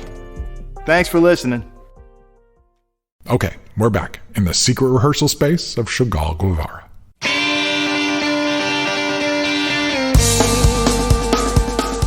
the Halcyon Days project is a hybrid of tracks that had been started but not finished, a couple that had been finished but needed to be remixed and remastered, and a couple that are just new. Yes. Tell me about the chemistry, the DNA of what this album is. Who wants to take Well, that? we had songs that we had started recording when we were trying to get off the label, and so we that sounds like a strange. Yeah. You're saying we want to get off the label. Here's we hadn't played them for They're the label. great songs. I think you hear like on those songs, especially like a bullet's worth 1,000 words and I Madness, especially when I hear Treasure of the Broken Land, that just sounds like we're all in a lot of pain. There are like a lot of anguish in those songs, and I remember the time period, and we were all, I don't think any of us were doing very well. I don't want to speak for anybody else, but I know there was a lot of mental anguish going on about the band possibly breaking up, and life changes that we'd all made to make it possible, and it was a pretty difficult time. So we had those songs, but then you also had this song Halcyon Days that was like really fun and joyful, and is a pretty great encapsulation of the whole experience of getting signed to a big label. And it's pretty telling and appropriate and funny to have an album called Halcyon Days, a cliche that means these were the good old days, about a band that has just gone down in flames. Like this is, yes. and the lyrics, like you're talking about the Ollie North hearings, it's like bullets worth 1,000. All these things sound like you could have gotten together last week and written these about what's going on now. And it's about the decline of Western civilization and the end of humanity. And it's Halcyon Days. These are the good old days, because it's only going downhill from here. Well, It's and that's pretty why amazing. we had an original album cover that our original album designer had done, Tim Stedman, and it was a pretty good album cover. But the more we lived with it, the less it felt like that was the thing, right? And we got this album called Halcyon Days, and we call up our friend Jonathan Richter and just said, hey, come up with a cover for this. And we don't agree on anything. And I think that was one of the very first times when all of us saw that album cover. It's like, there it is. And I can't tell you exactly what it is about that album cover, but that's just exactly the right cover for the album. Let's just cry and say goodbye. Let's just cry and say goodbye. Every pleasant memory frozen in stills, and each man knows the thing it kills. All I can say, you've already heard. A bullet's worth 1,000 words. So what songs on it are new? The new ones are Resurrection Number 9, right, and Surrender, and the other one. Got Any Change? No, not Got Any Change. Goldfingers? Goldfingers, yes. So tell me about Resurrection Number 9. Like, let's talk about that coming together, the writing of it, and the idea. I love the Beatles kind of overtones in it, but tell me. Wow. It started with a guitar idea that you had going, Dave. You had a thing going. It was you had a previous title. What was that? Dirty Mary. Yes, that's Dirty Mary. Yeah. It is Dirty Mary. These are all temp titles. You know how you got a riff going or an idea going, and it's a temp title. So, yeah, that's right. I think Bloody Mary was was Goldfinger, but this one was something to do with funk, something or other. I can't remember now. We'll get back to you on that. That's fine. We'll have to get back. But yeah, no. I mean, it started with kicking around this musical idea, and of course, the pandemic is going. So we're all doing things in our own home studio situation, So we're trading files back and forth and making roughs and sending them in, saying, well, So it's a little bit different than when we're sitting on the floor in the room, So, but I think if we hadn't had that experience, we probably would have struggled a lot more to do this because we had that under our belt, and we'd work together. But I think, it presented challenges, but it was cool. It was like a different way to go at it. But we just shuffled back and forth ideas, and we're like, no, I like this, but what about, as you do. And same with lyrics, all these things kind of just morphed into. Were you all speaking into the lyrics? The first record we did together, it was almost discussion and sometimes Mortal Kombat over every line. These 3 songs, Steve really did the heavy lifting on these. We were in a place that we really couldn't get together. We couldn't work together. Lynn had issues in his home with someone who was immunocompromised. I was going through the same thing, cancer treatment, and so we couldn't sit together. Steve got the ball rolling on the songs, and I think they still sound like we all sort of chipped away at them. But I think the truth of it is that those 3 are Steve's sweat equity in the songs.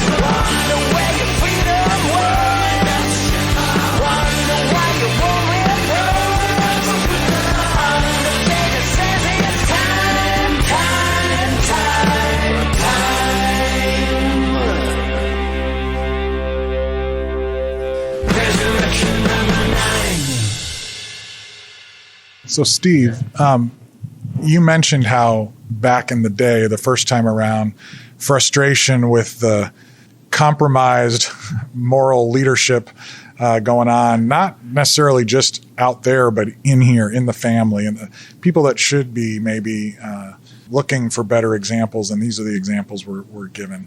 And you mentioned that was just the opening act. So tell me about how you took something as fraught as this day, this age, these issues, and how do you as a songwriter, as a lyricist in particular, even go there at all in a way that won't immediately alienate people of one side or the other? Yeah, well, for starters, I think we could care less about alienating people at this point. Well, all right.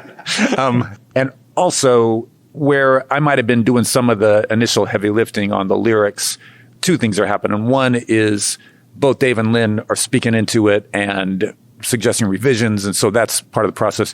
And then second, I learned so much about lyric writing from working with Dave and Lynn on the first album that I'm just trying to make sure that I'm trying to create something that has a better chance of passing the Star Chamber to begin said with. The same thing about, like, even when he was writing on his own, he knew that Lennon was going to hear it. Right. And so he had that in mind, and he knew what he was going to say about something. And even when they weren't together, Lennon was really speaking in the writing. So yeah, so that's like I'm feeling them in the room, even though we're all separated by a pandemic.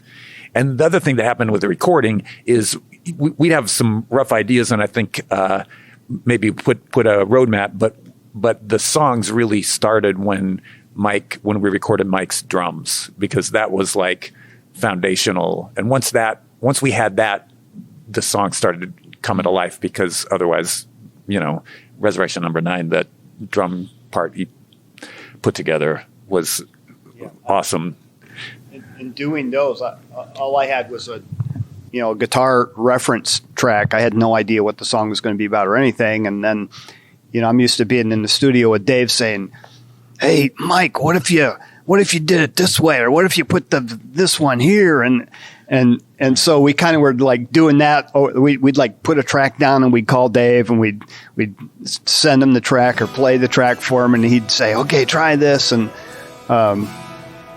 so we worked through. I mean, without being in the room together, we kind of worked it out, and fortunately had a good friend who had a great sound and drum studio, Sean Paddock, and we're able to do the drums there. And the one thing I remember is the first day we went in there and It was Steve and I and Sean, and we did it. We did a track and it made a couple passes, and Steve calling up, and I don't know if it was Dave or Lynn, saying, "Hey, it's okay, Mike. He's still got it.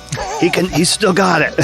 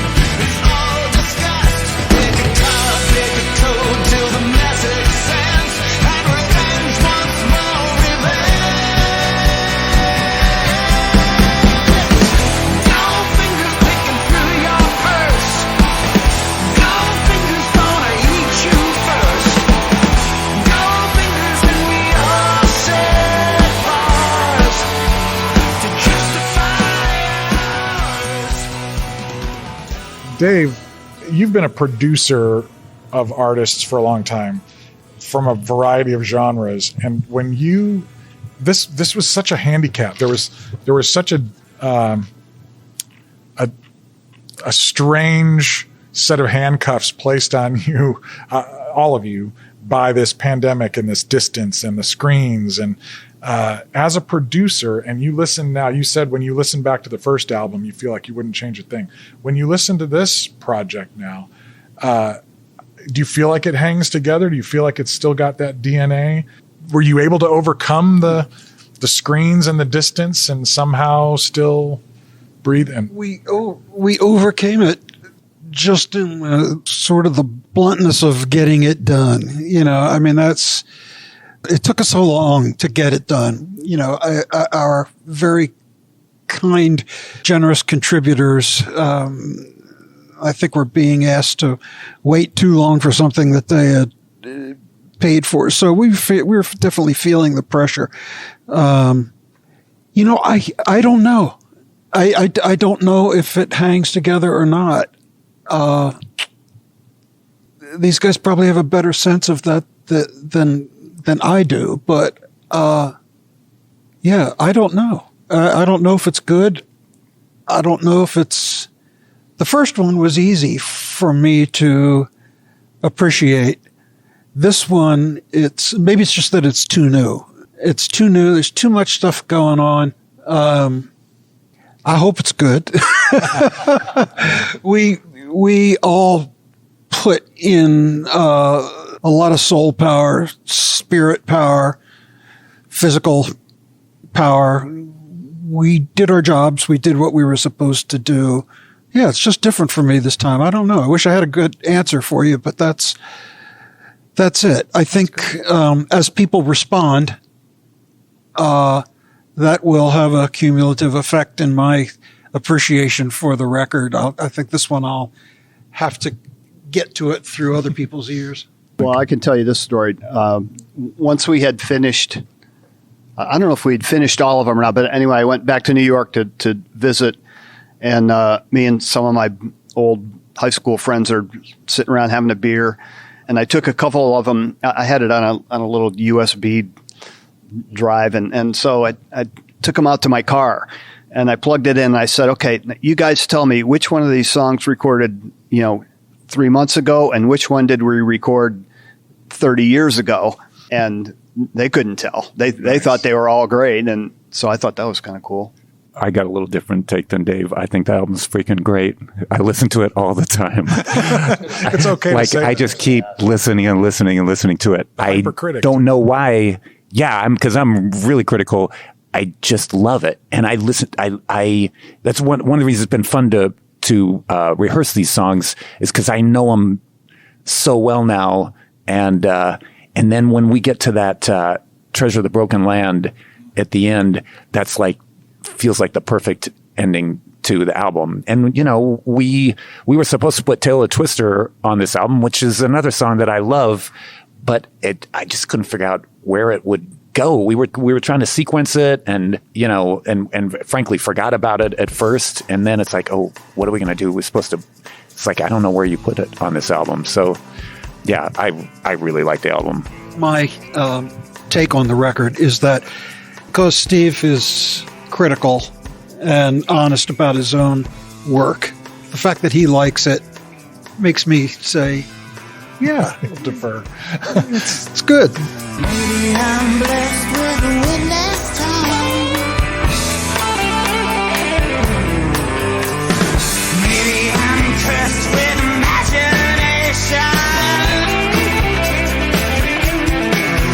'Cause I keep forgetting why we never kissed. I keep forgetting you don't know that I exist.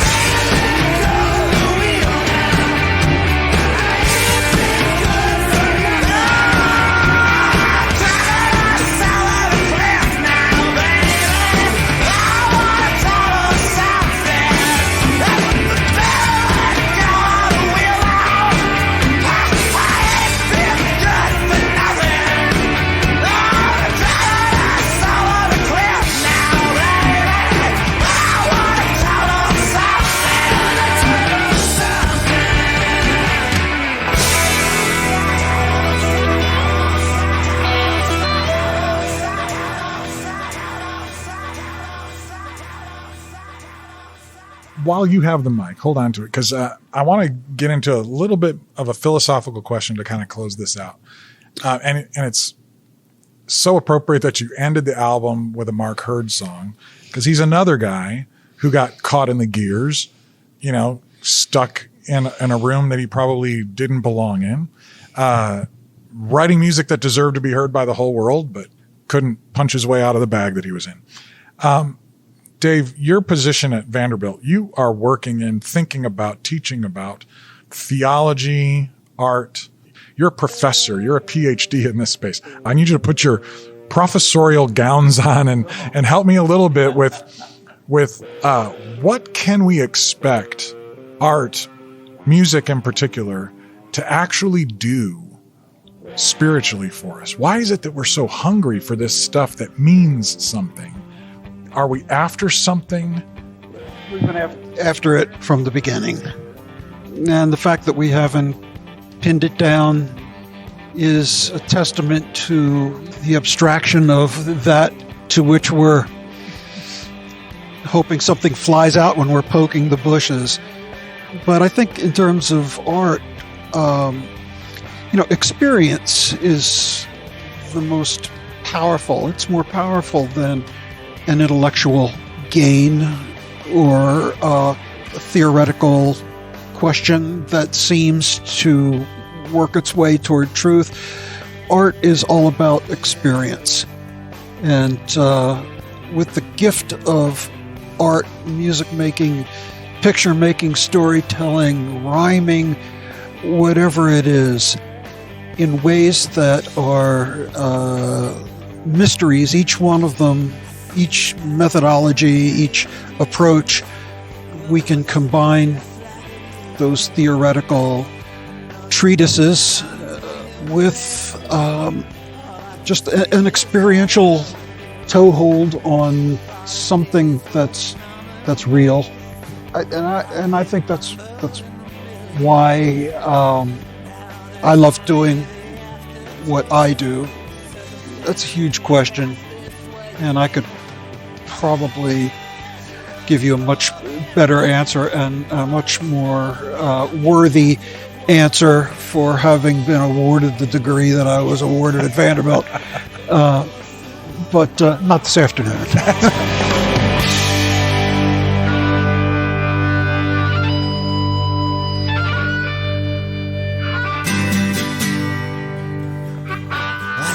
City at its tortured worst.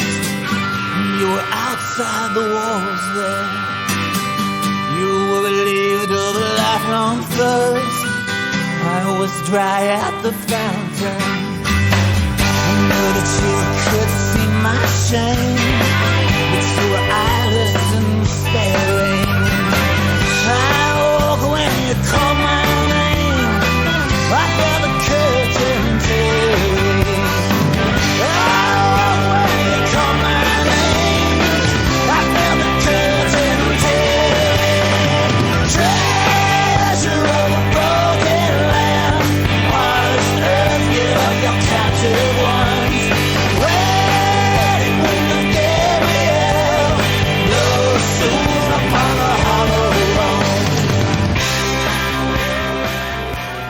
Steve, when you hit that low ceiling and needed to get out, and now you had the experience of doing this with Chagall, and that didn't work. And then you kind of went back in and did some more work of your own, and then you started Squint, and you helped a couple other artists leak out, with Sixpence, Chevelle, Right. Burlap, LA Symphony. Were you kind of realizing that maybe the key is you have to go away from this kind of whole concept of Christian industry, Christian product making, because what people are after, if they're after art, if they're after something interesting, it's a totally different transaction than people who are really looking for Christian products to reinforce the subculture that they're a part of, and that you just have to. So you took your wounds and you coached these people in a way to kind of avoid the ghetto that you ended up stuck in. Yeah, well, I know I couldn't have done any of that without the experience of being in Chagall Guevara. So that was, formative on every level. And I think I was a reasonably good artist beforehand, but the band experience changed pretty much everything for me. So that was pretty foundational. And now, where does this sit in you kind of have a multiple layered toolbox. You can be Steve Taylor with the perfect foil. You can do the Danielson thing. You can do, how do you decide what you're doing? Or do you just not decide? You just kind of have a roulette wheel at home, and wherever it lands is what you're going to do? I just have to see if there's any money left in the bank account so I can make more music. Or right. Yes. Lynn, you mentioned that you were neighbors with Mark, and I kind of want to get back to that a little bit, because he was he should have been right up there with every other song. We should be talking about him alongside Leonard Cohen, in my opinion, Bob Dylan and all those guys. And yet he's stuck in that same canyon or crevice or whatever that you guys ended up in. When you think about it from what you know about the industry and as an artist, what kind of counsel would you give to a young creative person now that's wanting to write songs like a Mark Hurd, but wants to actually have a career, wants to actually do it for a living and not get stuck in obscurity? Well, that's a big question. You're just full of big questions here, aren't you? That's my job. with no absolute answers. Well, I would say run away from the Christian music industry if you really want to do that. Unless you're making worship music or something that's relevant to the church and the market, which is a perfectly good thing to do, and that's fine, But if you're talking about someone like Mark Hurd, who unfortunately he just got caught. He got signed by Chris Christian, who brought him into a Christian, music world, and got tied up in contractually in every other way, and it's a shame, because he's a guy that really should have lived in a much larger scenario. His music should have been heard by many, many more people, And I don't know. I think it's tough to give advice to people. I sort of want to be a little jaded and a little negative to people, try to talk them out of it most of the time. Are you sure you really want to do this? Are you sure? But I think you have to really be sure. Right. You can't just be thinking, it'd be nice to be an artist and write some songs or do whatever. I'll go to Lipscomb or Belmont, get a degree there maybe, and it's not that easy. My dentist makes more money than the average rock star, so it's not even a great profession to consider. There are a lot of other better jobs, to take. So you have to do it because you love it, because your heart is in it, because you feel this is what you're supposed to do. And I don't think there's an instant answer for that.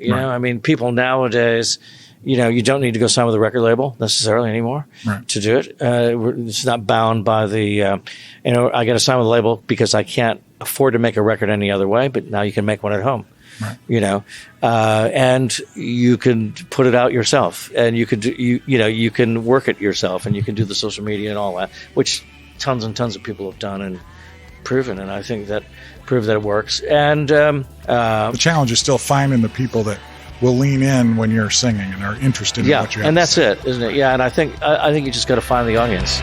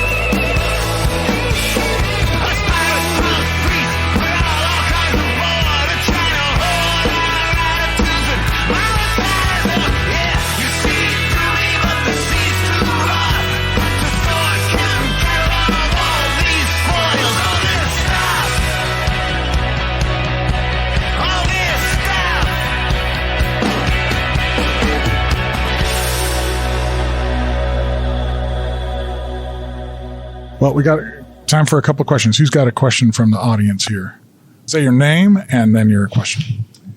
My name is Jim Becker, and curious, the upcoming show at the Ryman, how much does that feel like a graduation of sorts? That you've been on this project for years and it's culminating in this, so there's the relief of finishing and at the same time the, all right, is what's next in all this? I mean, you'll stay friends, obviously, and everything, but how does this feel for the concert? Anybody? Well, go ahead. Yeah. Nick, our manager, is here, and he sent a design for a backstage pass. And he said something like, you know, in case you ever want to use this again. And I said, I love your optimism. Right, yes. Make a whole stack.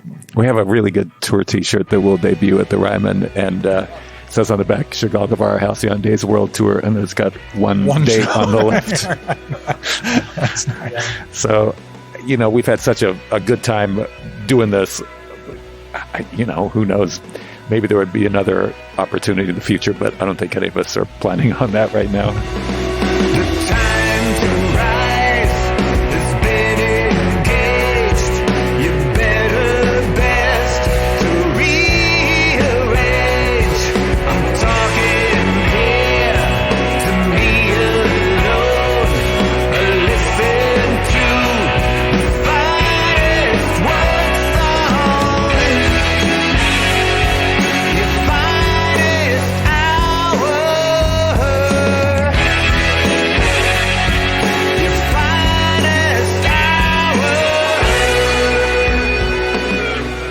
Chris Hauser. Can someone please tell the story of the longest sound check in live music history? Huntsville, Alabama. The name of the place was the Tick Tock Cafe, right? Not Tip Top, Tick Tock. So we were the professionals that we were. We showed up at the gig. Now, I can't remember if this place also was like a place that I used to play when I lived up in Woodstock, New York. There was a place we played in Wellsville, New York, called The Well. Had a dirt floor. I think this place also had a dirt floor. So we're in Alabama. We're playing a club that has a dirt floor. So, but we have a contract from, you know, one of the top booking agencies in the country, and doggone it, we're going to go by that contract. The contract says the show starts at 8:00. So we hit the stage at 8. We played a flaming show. We didn't pull any punches. We flamed it and hard. So we get off the stage, 90 minutes later, having played the entire show, maybe even conjured up our own encore. Can't remember, but the guy that owned the club said, "Well, y'all, that was a hell of a sound check." Sound check? What do you mean the sound check? That was the show. He said, "No, not around here. People don't show up till at least 11:00. So that was your sound check." So that's the longest sound check. So, but here's why that night turned out to be important. This was sort of early on for us. We were just starting to sort of get around 250 mile radius of Nashville. So we were so sort of gobsmacked by the idea that we just played our show, that when we went back on, there was a different attitude of somehow it had sort of set us free. And when we got back, we played with a looseness. Lynn and I started really going off script in terms of the guitars. And that, to me, that was the night, from a guitar player's perspective, that was the night that we were born.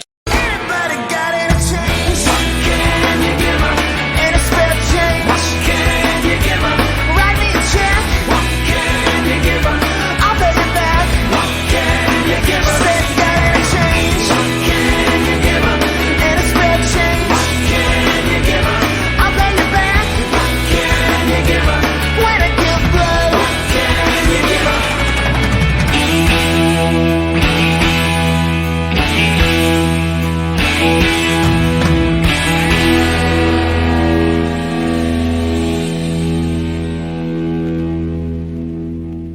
Dee Dee Rose.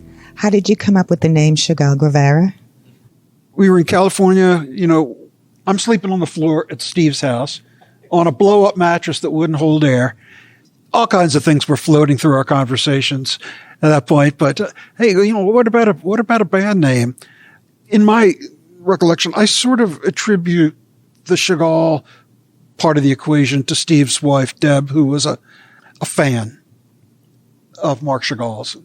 I was too. We all were, but she was really sort of very much alive with Chagall. They had coffee table books, and so the name was an effort not so much to come up with a band name, but to come up with a combination of words that would somehow approach the approach of the band. What would we be aspiring to musically? So there was something in the religious art of Marc Chagall that was really important to us. But then the Che part, I know I had just finished a biography of Che. There was a film that had come out. I liked Che, and I didn't care if he was a dang communist or not. But anyway, there was a certain. I think there was something at play in us that wanted to sort of punch back culturally.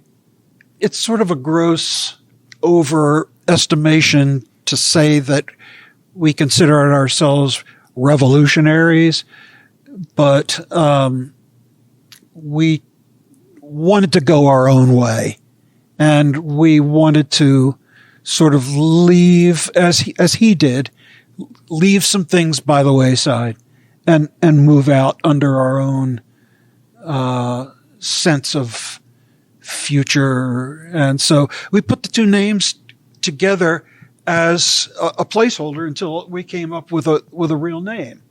The problem was the name was so outlandish that everything else felt like oatmeal compared to it. It was just we've regretted it ever since, but we've not been able to get around it. And I know when we first started talking about doing Halcyon Days and the other things we've done in the last year, my first thought was, great, now's our chance to change the band name. Well, thank you, guys. I know we're out of time here, but man, this has been a whole lot of fun. Everybody have a good time? I want to thank Steve, Lynn, Dave, Mike, our studio guests, and Nick Beret for setting this whole thing up. I also want to thank John Mark Painter for joining forces with the band on bass, backing vocals, and extra soul. The departure of Wade Janes was unfortunate, to be sure, but Painter is an absolute treasure, and his addition to this group is explosive. From all of us, thanks, John. Before we wrap this up, I wanted to get some feedback from someone who was at the show and might have been looking forward to it more than just about anyone else. Elias Koblenz is 1 or 2 steps beyond what we might call a superfan. At the Ryman show, Dave Perkins stopped the concert for a few minutes to call Elias out, thank him for his support, and assure everyone there that none of this would likely have happened if not for his long, persistent support and, well, nagging. As a token of his appreciation, he gave Elias the famous straw cowboy hat that has been his trademark headwear throughout the first run of Chagall Guevara. We lobbied MCA to get away, and they wouldn't let us go. And we had no choice. Really, we couldn't move on. All we could do was fade into shadows. But as we disappeared, there was one voice that persisted on calling the band back into the light. And he's persisted for 3 decades. That Chagall Guevara uber fan is Elias Koblenz, who's right down here in the front.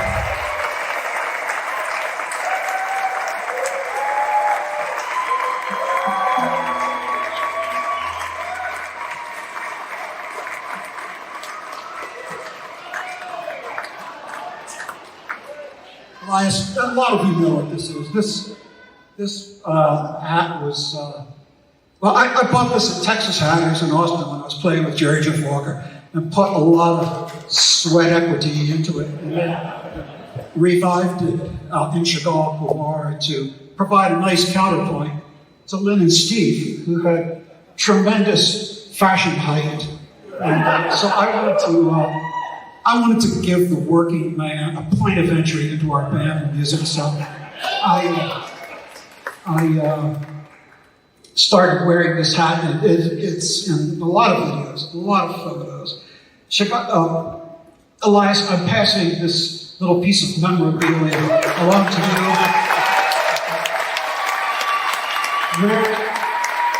When you're on the track in the back 40, wear it with all the thanks and appreciation.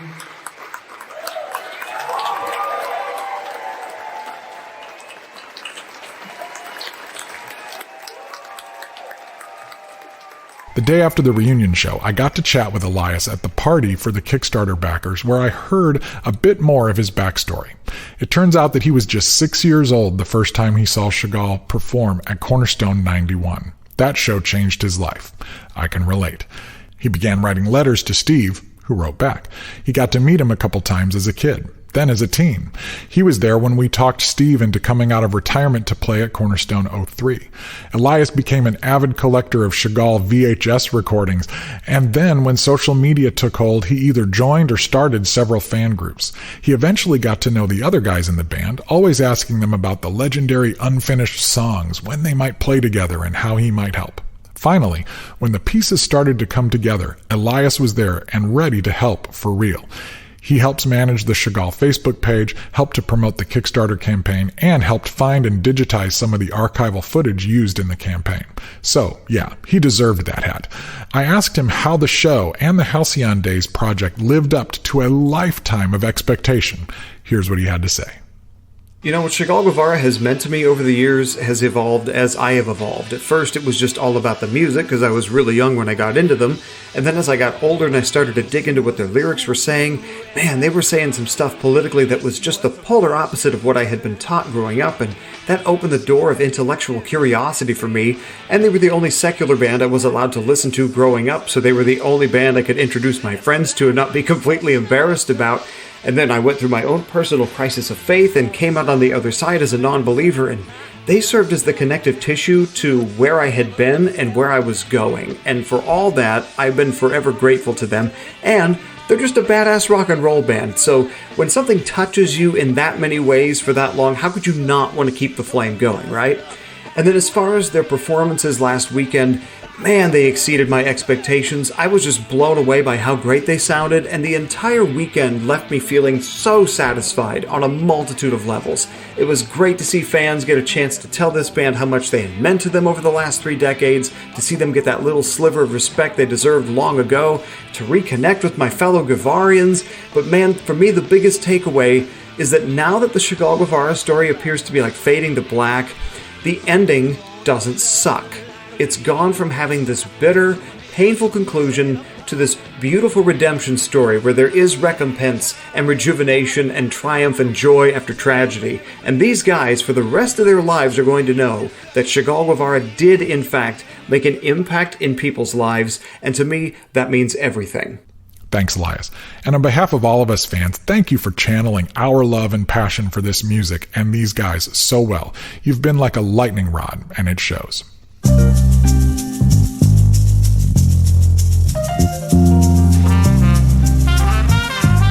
As I pull out my soapbox to wrap this up, I first want to assure you that the show at the Ryman was, without a doubt, one of the absolute highlights of my entire career and life in this community. The band was great. Not perfect, no. They even chose to stop a song or two and start it again just to get it right. But I'll tell you what, they were playing real, live rock and roll music with no auto-tune and no tracks, and it was very, very good. Though the room wasn't quite sold out, it was full enough to be rocking pretty hard. I've been to a lot of shows at the Ryman, and Chagall was right up there with the best of them. Chagall Guevara was a textbook example, maybe even a cautionary tale, of swinging for the fences, a band that deserved more attention than they ever got and flamed out fast for lack of fuel. But I also want to applaud Over the Rhine, who opened the evening with a simple acoustic set. Karen Berquist and Linford Detweiler have been making music for more than 30 years as well, and with a few exceptions have been doing it as independent artists. Their under-the-radar journey offers a very different but very clear definition of success. I hope some of you will join me at their homegrown Nowhere Else festival outside of Cincinnati this Labor Day weekend. So, I'm thinking about this idea of Halcyon Days, the ironic title of the new Chagall album, and the old cliche about the good old days. When we think of Halcyon Days, we're talking about days gone by that seem better than the present. And I cannot even describe how special it was to meet so many listeners of this show and the old school fans of the first iteration of True Tunes who had not yet even heard that we were back at the table that we set up at the Ryman. I was floored by the excitement, the stories, the hugs and handshakes, and the number of times people said that True Tunes had changed their life or that they missed those days. And how that night together at the Ryman felt like a slice of the good old days. And I got a similar response at the Audio Feed Festival. So first, sincerely, thank you. It means so much to me and Bruce to know that you're out there listening and that this is important to you. Music, especially music by Steve Taylor and Over the Rhine, for instance, has had that kind of life-changing impact on us. It still does. All I ever wanted to do is to extend the opportunity for more people to experience this stuff together. But here's the thing. Halcyon Days are often lies, or at least distortions. Yes, these days, the times in which we currently live are a challenge. There is a lot wrong right now, but there was a lot wrong back then too. I'm realizing now that some of the goodness of the good old days, for me, is just because I was blind to so much more. I was unaware, I was ignorant, sometimes willfully, and I tend to only remember the highlights. And with the benefit of hindsight, I can now see that what really makes the good old days truly good was not the comfort, the ease, or even the great concerts, but the way the hard times, challenges, and failures broke me, humbled me, and shaped me to be more teachable, more faithful, and more eager to listen and love my neighbor. It may be, in fact, that the best parts of our past were the hard parts. So what might this mean for us today? What band should I be helping get back together? Who should I be having over to the house to sing some songs? And what should I be doing to introduce the next group of unknown legends to the audience they need? And how can I lead that audience to the voices they need to help them make sense of the madness?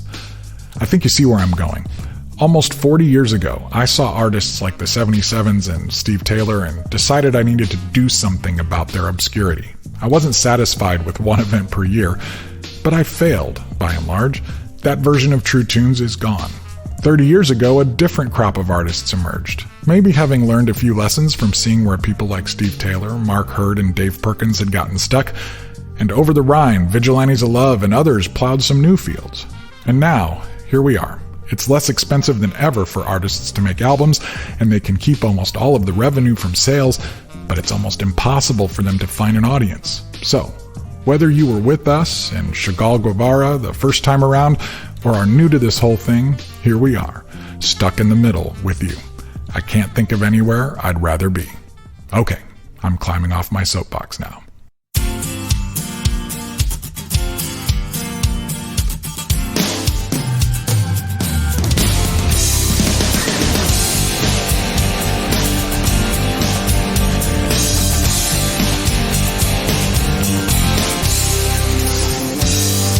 That's going to do it for this episode of the True Tunes podcast. Thanks to our Patreon members, especially all the new members like Matt, Rex, John, Joel, Jeff, and Margaret. We're sending a special uncut version of my conversation with Chagall, as well as a video of the whole session to our Patreon crowd, so you all be watching for that. I do hope to see you at Over the Rhine's Nowhere Else Festival this Labor Day weekend. Definitely check that out at nowhereelsefestival.com and get your tickets soon. Find the show notes page for a list of all the music on this show, some video links and contact info, and please leave us a review and rating at Apple, sign up for the email list, follow and listen to our weekly Spotify mix, and tell your friends about the show.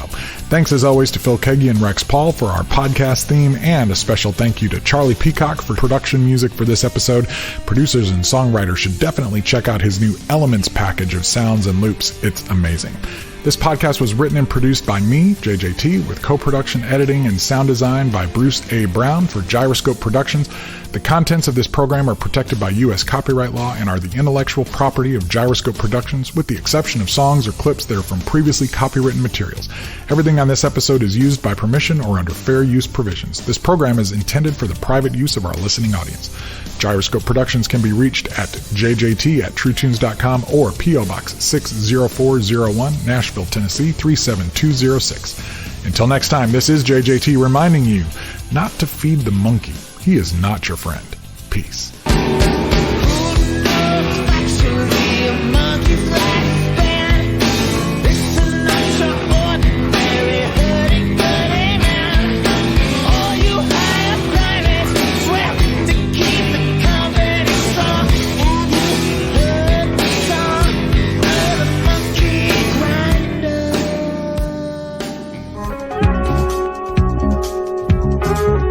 This is a Mr. T adventure story. You can follow Mr. T and his gymnastic team friends, Miss Bisbee, Robin, Jeff, Woody, Garcia, Kim, and Spike in your very own book. It's easy. Read along. When you hear this tone, It's a Louis Weaver! Let's get into it! it means turn the page.